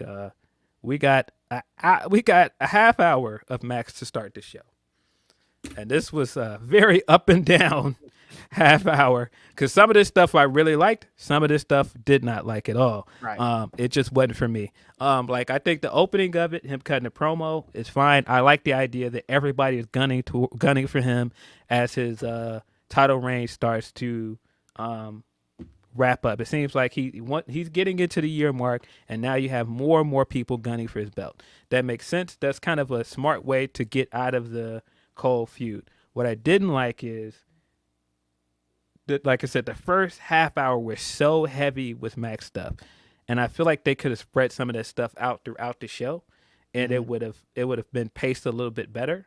But yeah, starting out and opening the show with the Juice match, I immediately have a bad feeling about the booking of all of this because I now immediately see What time it is. I immediately see the thing that WWE would have done with this that I absolutely fucking hate. And it very much feels like that's where we're going. And I felt it the second he cut that quarters promo. And I sat and watched it when he won the Battle Royal last week. I was like, all right, you set it up where he did this totally despicable thing as a heel. So it makes no sense for him to win now. He's not going to win the Diamond Ring the next week. He's gonna lose. And so now Max has won that ring 5 times in a row. What is the incentive to do that? Now it feels like that ring and that concept is just basically the max concept. It's just the thing for him. And I said it last year. You should have put that ring on Ricky last year. You should have cut the streak last year. You had a chance now to do something different. He's the world champion. Why the fuck does he have this extra thing? This is supposed to be not, to get people he's over. not even a heel anymore, so he doesn't need that bit of using the ring to win matches anymore. And don't get me wrong, I like the opening match. I thought the way they paced it was good. I liked the way that he used a lot of his heel techniques in a babyface way, and it got over with the crowd. The crowd liked it. But I just don't understand why, we're now 5 in a row with this ring. I just didn't like it. This feels like John Cena booking of like at the end of this, Max has beat the whole crew. Like that, I don't want that. I don't want that. That's not how you do this. This is where I'm going, and this is why I was like, this feels like what WWE would do with a top babyface going up against a heel stable, and he's going to systematically beat every single member of this feud. The second they announced the tag match, I was like, oh, Gunther losing. Because that was the immediate feeling I got going into this Juice match. Juice had to lose after the quarter bits. There was no way you could do that, and as poorly as it was received, he go over on MJF, and that goes well. I don't like, even if you're just trying to get heat, that wouldn't have worked.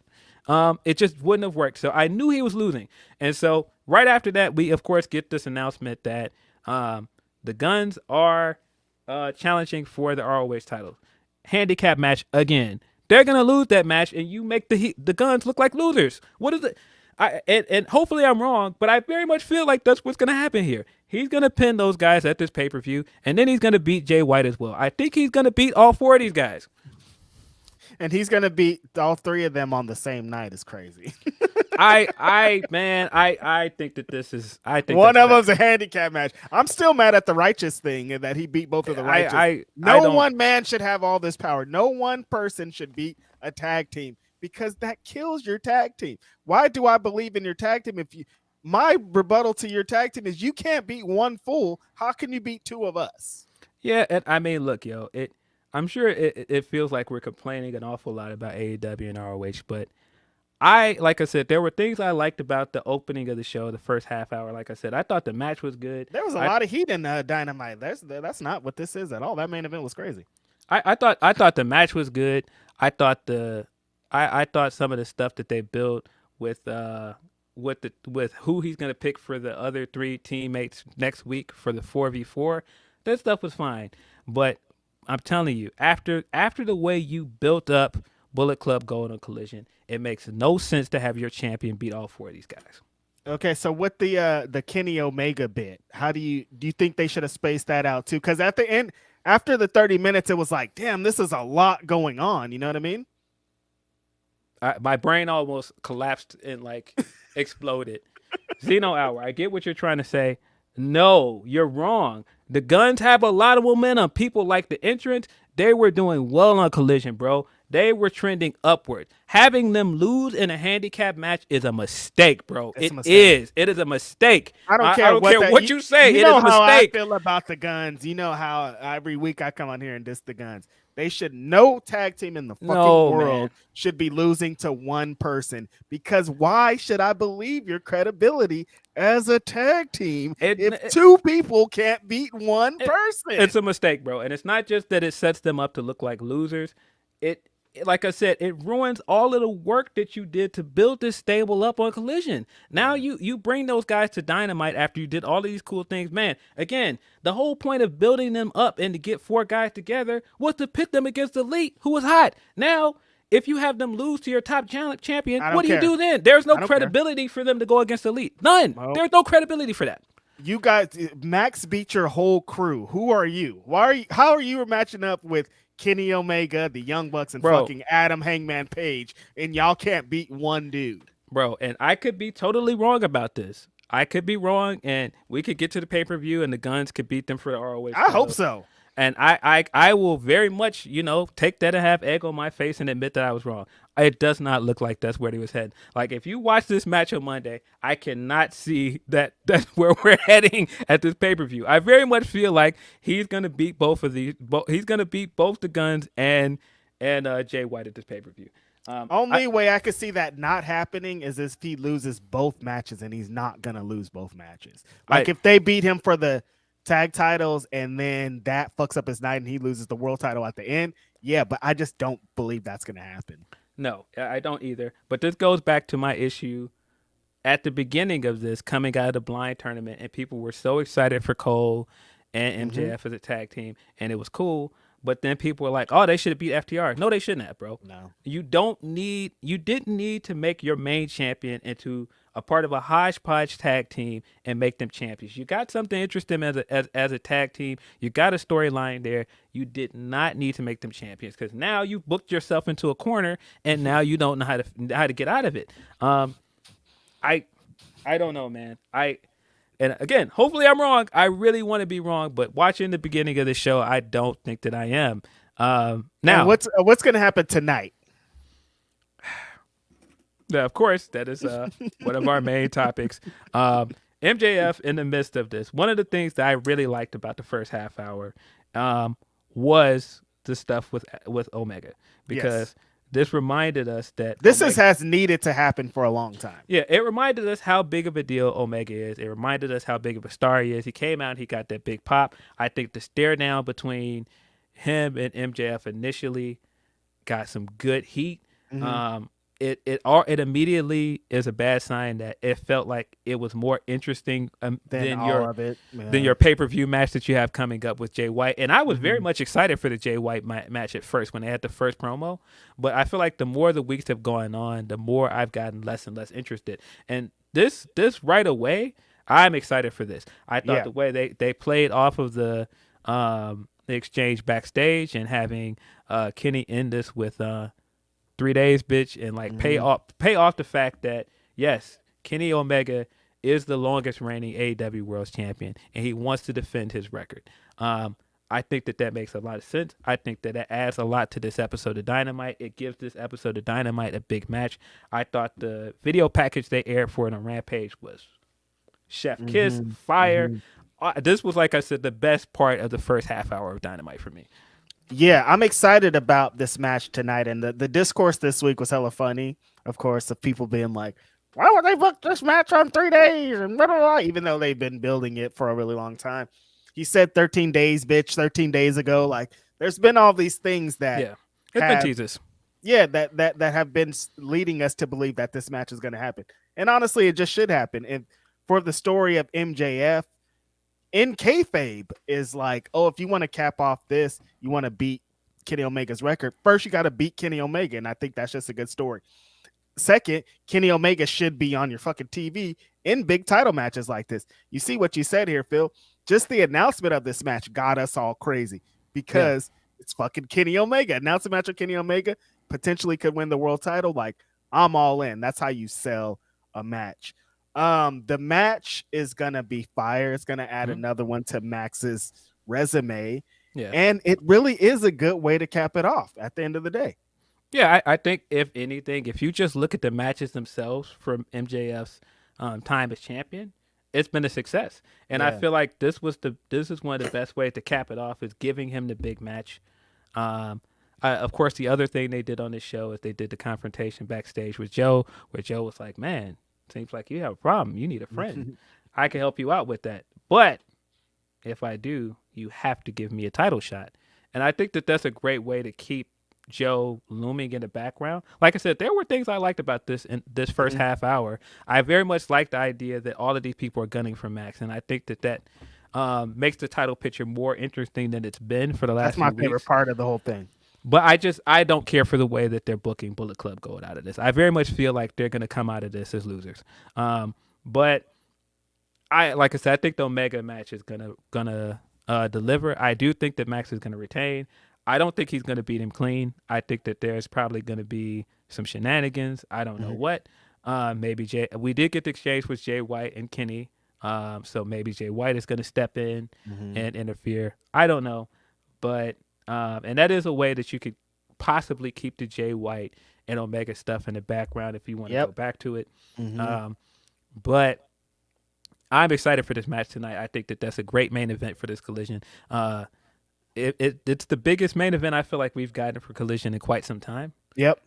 So I'm here for it. Like I said, I know it sounds like I've complained a lot about the Max stuff, but it's just because I was so engaged with what Collision was doing with Bullet Club going. I think that they had something good going, and I felt like the trajectory here was to build towards the Elite versus those four. And now I feel like you've thrown a monkey wrench in it by adding them to this Max feud, and it doesn't feel like they're going to come out of the other side better than they came in. This is like when Hogan used to be over and they just set up a bunch of guys for him to knock down on his way up. Like, this is more benefit to Max than it is for the Bullet Club guys. Also, off the backs of this week, another announcement that AEW made is that they're going to have a new pay-per-view at the end of December. World's End. It's going to be happening in New York. How do you feel about this new pay-per-view, Phil? Is it too many pay-per-views, you think, a year for AEW? Because this year, I was thinking about it, like April's like the only month they didn't have a big show? Like, is this too much? Well, we're up to 8. We had heard early in the year that there was a push to get to 12 pay-per-views and do monthly pay-per-views. So it's not much of a surprise. I don't think that it's hurt them so far, but I do think that they need to focus the build for these pay-per-views. I think that that's been an issue this year, but I think that they'll get better at it. We've been going so long with just 4 pay-per-views a year, so it's just an adjustment. I immediately thought, though, World's in New York, Max as champion. New York is like a big hub for him. And the fact that it's World's End, it's like maybe makes me feel like the end of this reign is going to happen in New York. And, of course, the person he wrestled in New York was Samoa Joe. So wouldn't be surprised. Would not be surprised if Samoa Joe versus Max is the main event of that show. If it were me, I'd have Kenny Omega beat him tonight and just fuck all the plans, fuck everything up, just get everybody crazy. I mean, it wouldn't be horrible to then go to the pay-per-view and give us Jay White versus Kenny Omega for the title. I wouldn't be upset with that, but I don't think they're going to do that. I don't think so either. I think Max is going to retain here. I think that there's going to be some shenanigans. Of course, the other thing that we got with Max is we got more Wardlow stuff this week. We got confirmation that Wardlow is now gunning for Max. I thought this was the best promo that we've seen Wardlow ever give. I felt like he had more fire here than he had as a baby face. I was sitting there like, hey, this guy has a point. A lot of the stuff he's saying is right. Like, Facts. Yeah, this guy screwed you. when he was still a heel and everybody hated you, you went away. You got this forgettable TNT title run, and then you were off TV, and you're just looking like, where did it go wrong? And then you're looking at TV, and the guy that you hate now, everybody loves him. I would be mad too. Like, right. Like I left, I did all this, and then you main evented the biggest show of all time. Like, what the hell's going on here? And the controversy that we had at Double or Nothing at one time, and you get rewarded for that? Hell no, I'm about to beat your ass. This is the most interested that I've been in Wardlow in a while. I thought that him coming back and just doing the squashes, I was like, okay, I didn't understand. But now I understand. He's like, I'm about to come in here and demolish all these fools until I get to fucking Max because I'm going to kill him. And I like that. Yeah, I don't know where this leads us with Wardlow. I don't know if that means this is leading to Wardlow versus Max at a pay-per-view or something. Maybe Wardlow gets a match with him before the next pay-per-view. I don't know, but I'm interested to see where all of this goes because, again, man, this guy just a few months ago had a friend for the first time, and now he's lost the only friend he had, and now all of your enemies are converging on you. It very much feels like that clip from the first Spider-Man game, the Sinister Six, like beating the shit out of Spider-Man and stomping him out. Like that's where it feels like this is going. Like all of the bad guys are now converging on him. And like I said, I'm here for that. I think that's an interesting thing to do with the title picture. That is the best thing to come out of it for me is that this is how I feel like the world title should always be. You should always have 4, 5, 6 guys that are like, I want that title and I don't care what you got going on right now. I'm getting it. I'm next, or I'm going to do this, or you better watch your back for this. The world champion should always be on his toes. Should never be relaxed. He should always be looking over his shoulder. I said it should hypothetically, not real life, but it should always be like the 24 championship. Like there should be people after you as soon as you come into the arena wanting that belt. And this is what it feels like now. Every time MJF turns his back, there's another fool being like, I'm about to take that belt. Turns over here. I want that belt. Samoa Joe's over here. Jay White's over here. Kenny Omega's over here. Wardlow's over here. Like it should be a bunch of these contenders. And then that just adds sub stories. Now we got a Wardlow sub story. Now we got a Kenny Omega sub story. Now we got the Bullet Club sub story. So it just makes everything extra. And this is how the world champion should be. We don't know who MJF is going to lose to also is the thing. He could lose tonight. He could lose to Samoa Joe. He could lose at Full Gear. He could lose to Wardlow randomly on the way up there. So this is good, I think. Out of all the 30 minutes of all of this felt a little bit excessive at the beginning, but I understand where they kind of landed with it. Yeah, that was kind of my point that I think the first 30 minutes it had its highs, but then it had like its definite lows for me. I think what worked really, really worked. What didn't work for me did not work for me at all. Right. But I, if anything, I'm more interested in Max as champion. I just wish it didn't feel like it's going to be that at the expense of Bullet Club Gold. Tough. I very much hope I'm wrong about that. I don't think that I am. But what are you going to do? I do think that the match with Jay White's going to be good. And like I said, I do think that the match tonight's going to be fire as well. It sucks because before this, 2 weeks ago, I thought Jay White might be winning at Full Gear. That's where I felt at one point, but I definitely don't think he's winning now. I think the fact that excitement for it is like progressively dying down every week. I think the fact that you're adding more contenders makes me feel like he's going to continue to be champion after the next pay-per-view, because the pay-per-view is in 2 weeks, right? Yep. 2-3 weeks, November 18th. That's why you throw a wrench in them plans tonight. Have Kenny Omega just go over. Then everybody's like, what? I wouldn't be mad at it, but I don't think it's happening. I'd be very excited to see Kenny Omega as champion again. I very much want to see him as champion as a babyface, because I enjoyed the belt collector stuff, but I do want to see a run with him as this like big triumphant babyface. People chasing him and him having these big epic matches. Yeah, totally. I still want to see this guy show up at the Dome with that belt and have a big match as a babyface. I think that would be cool. That's the fucking move there. I want to see it so bad, but I don't think that he's going to beat Max. I don't think so either. But I do like them trying to do something for Collision. Like, we need some bigger things. Like, they're trying to do something, and the execution, I think, is there. All right, let's get into a couple super chats. We got a number of them. Y'all are cool. Leonard Aarons III says, friendly PSA, even though Vince is gone for now, his ways are still very much embedded in, especially within the creative process. Vince ways are really deeply rooted within the company. Yeah, Vince isms are still very prominent in WWE, and that's going to take some time to unlearn because for 40, 50 years, this is all we've ever known. Triple H came up in the system of Vince McMahon showing him the ropes and showing him and thinking of that. There's a lot of stuff that's not like that, but there's forever going to be some Vince-isms sprinkled in there. Yep, pretty much. Van Twinblaze says, of course, women can't draw. Anyone can make a circle. Badam T, she's trying to make a joke about drawing. Get out of here. Get out of here, man. Terrible. Get out of here, man. Will Chisholm says, Tony Storm's,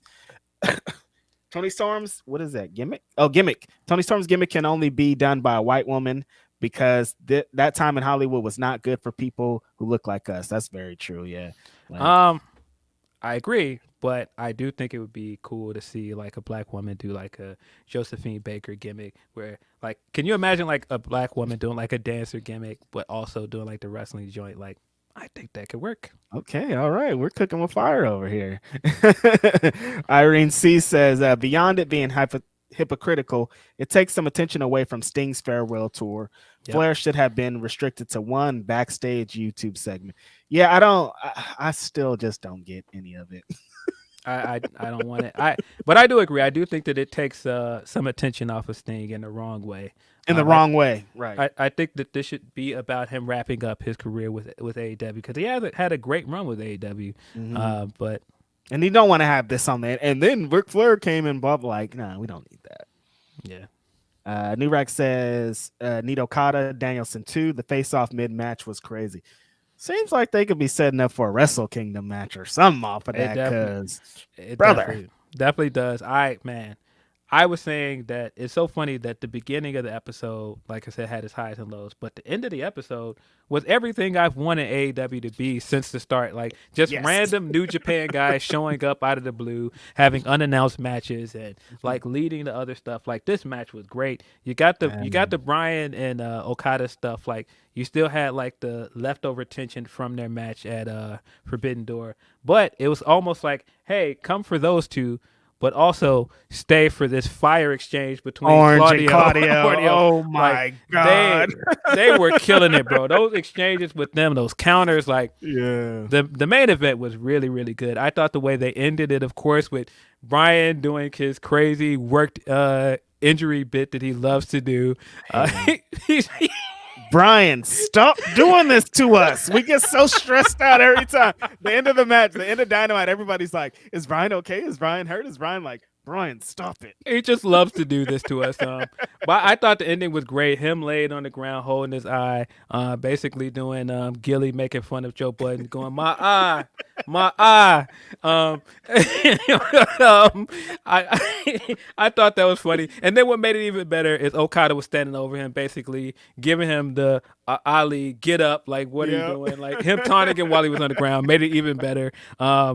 I loved it. I very much feel like that is the tease for Bryan to wrestle him at Wrestle Kingdom. I think that will be Okada's Wrestle Kingdom match. I don't think it's a surprise at all that you have Okada come this close to Wrestle Kingdom season and start the build to that match. And man, boy, when I tell you, Bryan in the Dome is gonna cook, man. That reaction to him from that crowd is gonna be amazing.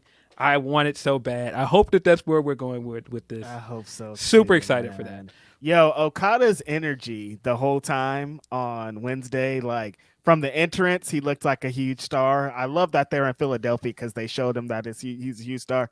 But just dickhead Okada is so good. Of him being like, none of you guys are better than me. I'm the best guy here. I'll beat Bryan Danielson's ass. I don't care about him. I don't care about Claudio. I don't care about none of this shit. I'm Okada. I'm badass. It's just like, man, I love his energy. But yeah, just like you're saying, the exchanges between Orange and Claudio were so insane. They have the history going back to Chikara, of course. And Claudio, we've been saying this a lot on this podcast, surprisingly MVP type of year that he's been having, just like under the radar, cooking some amazing matches. having some pretty great promos and just being a really great piece to BCC. This shit right here was crazy. The stuff with Orange and Bryan Danielson too, not for nothing, was super fire. The reversals and stuff that they were going through was like, yo, that tag match was really good. It was easily my favorite thing for an episode. The Rainmaker zoom out, and then they did the double zoom out for Orange Cassidy to hug him. It was so good, man. The zoom out with the hug was amazing. I loved it, man. I loved this main event, but that's me as a big New Japan mark. I was just like, yes, give me more of this. We also got a stare down between Yuta and Hook. I don't know if that's going to be Hook's next feud, but I'd be here for it. Yeah, that's a good way to see what Hook can do on the mat. I'm looking forward to that. Devil Kazuya 27 says, who do y'all think is the one who took out Trick? Trick Williams got took out recently on an episode of NXT. Seems like they're trying to tease that it was Melo doing it. He did a promo where he looked a little bit cocky, was saying some things. So very much think it was Melo.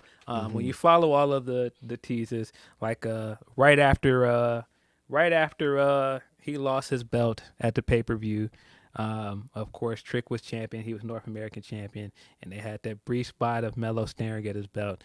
And then, of course, when he earned another shot at Dragunov in the number one contenders match, when they named Trick in that match, Melo did not look happy about it.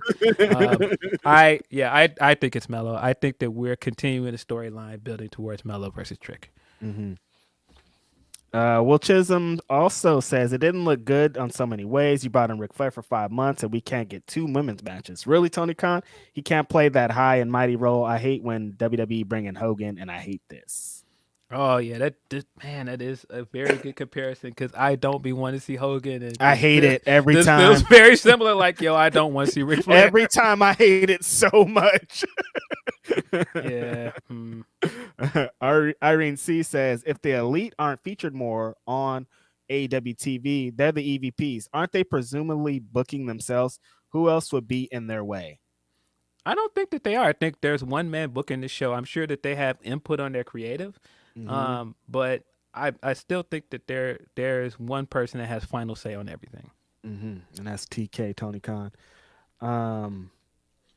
Bullet Club Alexander Fitzgerald says Bullet Club Gold interferes in the Omega versus MJF match. Then Wardlow and Samoa Joe even the odds, and they will preview the 8-man tag on Dynamite next week.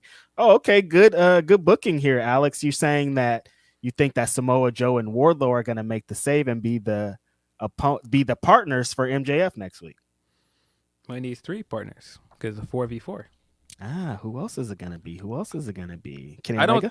I don't think that it'll be Wardlow. I don't know. But I can see Samoa Joe coming out for a save and making it seem like, what, we're friends now. But we still have all of this devil stuff looming in the background. They've showed the devil 2 or 3 episodes in a row now, ominously staring into the camera. And if I remember correctly, there were 4 people with the devil that beat down Jay White. Was it 4 or was it 3? I think it was 4 people. Yeah, because there was 3 that were doing the beat down, and then the 1 came at the end. Okay, so there are 4 people. Yeah. I don't know. I don't know what that means. I'm still thinking maybe Wardlow could be a part of this Devil Mask crew, because, the numbers are not adding up. Things are aligning. Maybe. Maybe. Maybe. Van Twinblade says Guns beat Max with Bullet Club Gold interference. Bullet Club Gold do it again later in the night with the Bucks and Hangman coming out to level the playing field and save Max another form beating via ref bump. Max retains the belt. I'll say Van Twinblade thinks that the Elite are going to be Max's partners. I can very much see that. I could see it being Max and the Elite versus Bullet Club Gold next week. That would at least be a good way to go back to the Bullet Club Gold stuff. And that would be kind of a star-studded match that we've never seen before. Right. We got breaking news before we go forward. Leon Slater just signed with Impact Wrestling. Oh, let's fucking go. Leon Slater, young god. I just talked about him on this podcast. 19 years old, amazing talent. TNA Wrestling, very smart move, adding him to the roster. Like Phil said, they went over to the UK and he was booked in some very high key matches. And I'm sure they were just like, they were going to probably sign him before that, but like that was probably the test to see how he could do against some of their best. And now he's here. Congrats to that kid, man. Well deserved. That's great. Definitely want to see him over here more in the U.S. And just the idea of him in that X Division wrestling guys like Chris Bay, Trey Miguel, Chris Sabin. That sounds fire. Very much excited for that. Man, shout out to Leon Slater. Well deserved, young man. Alex Wynn says, watching a little behind, and I'm just praying for us all. Jarrett doesn't go anywhere near Flair and Sting. He's going to have his way in there somewhere. Don't do this to us. Glassdoor Gamer says, brand splits don't work long term. Look at WWE. I mean, we're back to a brand split though. We're back to 2 authority figures, so yeah, we're doing it again. It could work. It could work. Leonard Aarons III says, full gear, Jay beats Max, World's End, Max loses in a rematch, and we end in a massive cliffhanger. 3 weeks, we all breathe with the Switchblade as a truly elite champion. Guns up. Yeah. Phil don't believe that at all. I don't think it's happening. I think he's gonna retain. I think we're all gonna be upset when he retains. Right. Wildebeest. Well, Max fans might be fine with it. And yeah. I don't hate Max. I enjoy Max's work, but I just think this is a mistake. It's about time. Yeah. Wildebeest says, you think Samoa Joe ends up as MJF's ROH tag partner and the Elite teams up with MJF for the 8-man tag? Or will MJF tag partners be Joe, Wardlow, and Omega? Wildebeest is kind of on the same line, too. I'm starting to think it's going to be the Elite that's going to be his tag partners for the 8-man match on Dynamite. I don't think he's going to have a tag match at the pay-per-view. I think he's going to beat them in a handicap match. Yeah. He's not getting a partner for that. It's going to be one-on-two. Yeah, I think that's where we're going. I hope I'm wrong. Me too.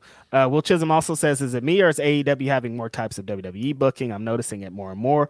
Really showed in the Sheeta versus Ruby finish. I think people are downplaying it though. I thought the shenanigans in the women's match was not good. Oh yeah, it was not good. It's so weird because I thought Sheeta and Ruby had a very good match on Rampage, but this match it was just not for me. Unfortunately, I didn't care for it. Just shenanigans and plunder, their stuff. Leonard Aaron III says Sonata versus Naito, Okada versus Danielson 2, Mox versus Ospreay 2. Feels probable for Wrestle Kingdom. Ospreay corrected virtually every major loss going back to last year except one. It's Will and Mox at Wrestle Kingdom. The GOK throw-in wasn't an accident for Shota. I feel like it's going to be a very American wrestler to face him to pay off the storyline of him changing the belt to the IWGP United Kingdom belt. And I could see it being Mox. Mox works. But I do think it's going to be like a big Gaijin talent challenging him at Wrestle Kingdom. Delayed Grat says, it's hypocritical to hate Ric Flair because he really does go woo on a bitch. Jokes aside, keep the good work, you too. Thanks, Delayed. Shame on you. Shame on you. Shout out, man. Yo, shout out to Offset, man. Like, I think he's had a really good rollout for this album. It sounds like people like the album. Him doing that flex of people going, man, you're gonna buy up all the Bape versions of the Michael Jackson. He's like, nah, I got the real thing. Like the real one. That was a wild flex, man. Shout out to Offset, man. Yeah, shout out to him too. You haven't heard his album? I haven't, but I'm gonna check it out. Yeah, me too. And then I think this is our last super chat of the day. Will Chisholm says, I got to ask WWE to sign 2 black independent wrestlers. Do y'all know them? So I can see some videos. He said that WWE signs 2 independent wrestlers. I think he's talking about, they said Jay Malachi and who was the other one? I know of Jay Malachi. Yeah. Jay Malachi, both of the guys were on the list. I think it's Jay Malachi, and I'm sad that I don't know the other one. Maybe I'll look it up real quick. But Jay Malachi, he was on. I think I talked about him when we talked about the BW 500 here on the pod. Tremendously talented guy, young guy, also out of the Carolina area, does a lot of work with Deadlock Pro Wrestling.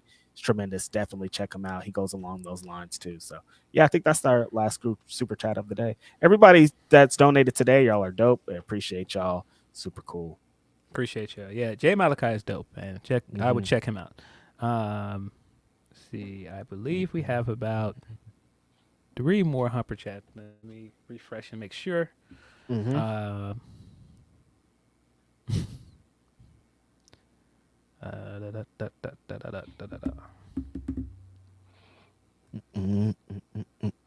a few more. Yeah. So, see from Wonga, good day, Grapsody fellas. Got to see Zack Sabre Jr. wrestle 3 times last weekend here in Sydney, and win the PWA Coliseum tournament. Dude is fun to watch. Also, the new season is only a few days old, but seeing Jimmy's emo pics on all the apps and highlights is great.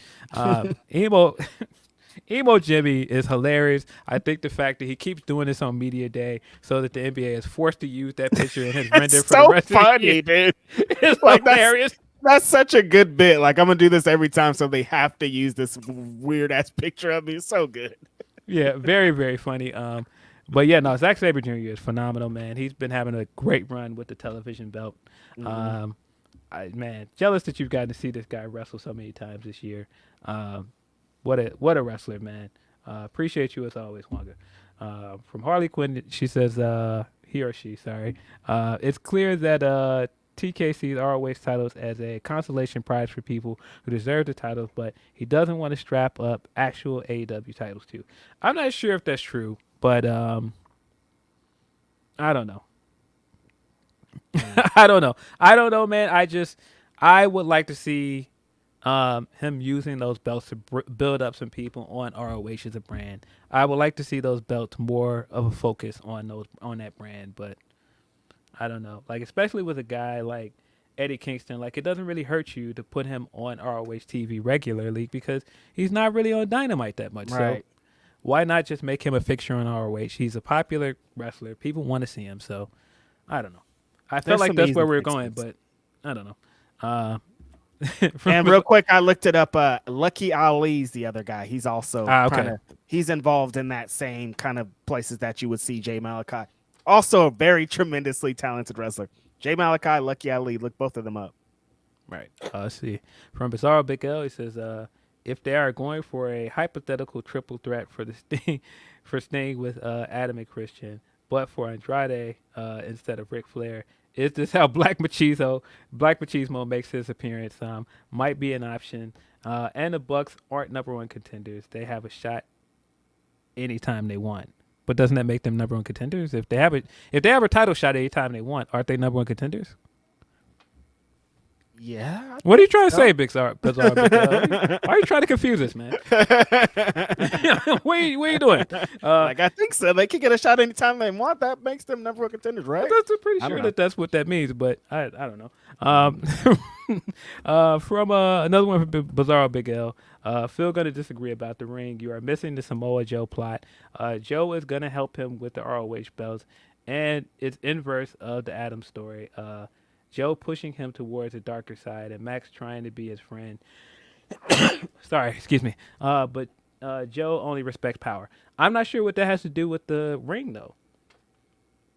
What does that have to do with the ring? Like, I get what Joe is trying to do. He's trying to subvert the notion that he needs a friend at the moment.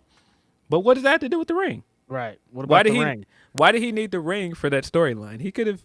Again, I thought he should have lost the ring to Ricky last year. Right. Honestly, I think him being a 3-time winner was fine, but now it's kind of overkill. And he could have lost it to Juice too. Like, what's going on here? I knew that wasn't happening after he did the quarters thing. It just was no way they were going to do that. But I believe that is our last Humper chat. I'm always worried, so let me refresh to make sure. In the meantime, though, appreciate you guys as always. Sending your super chats and your Humper chats. Appreciate you guys for spending your Saturday with us and talking Graps. That is our last Humper chat. So we are officially finished here. Yeah, good Graps tonight. Like you said, New Japan Strong show tonight. If you want to check that out, I believe that is on Fight. It's where the New Japan Strong shows are usually. And of course, we got Collision tonight. Got a big Halloween match with Abaddon going up against Hikaru Shida.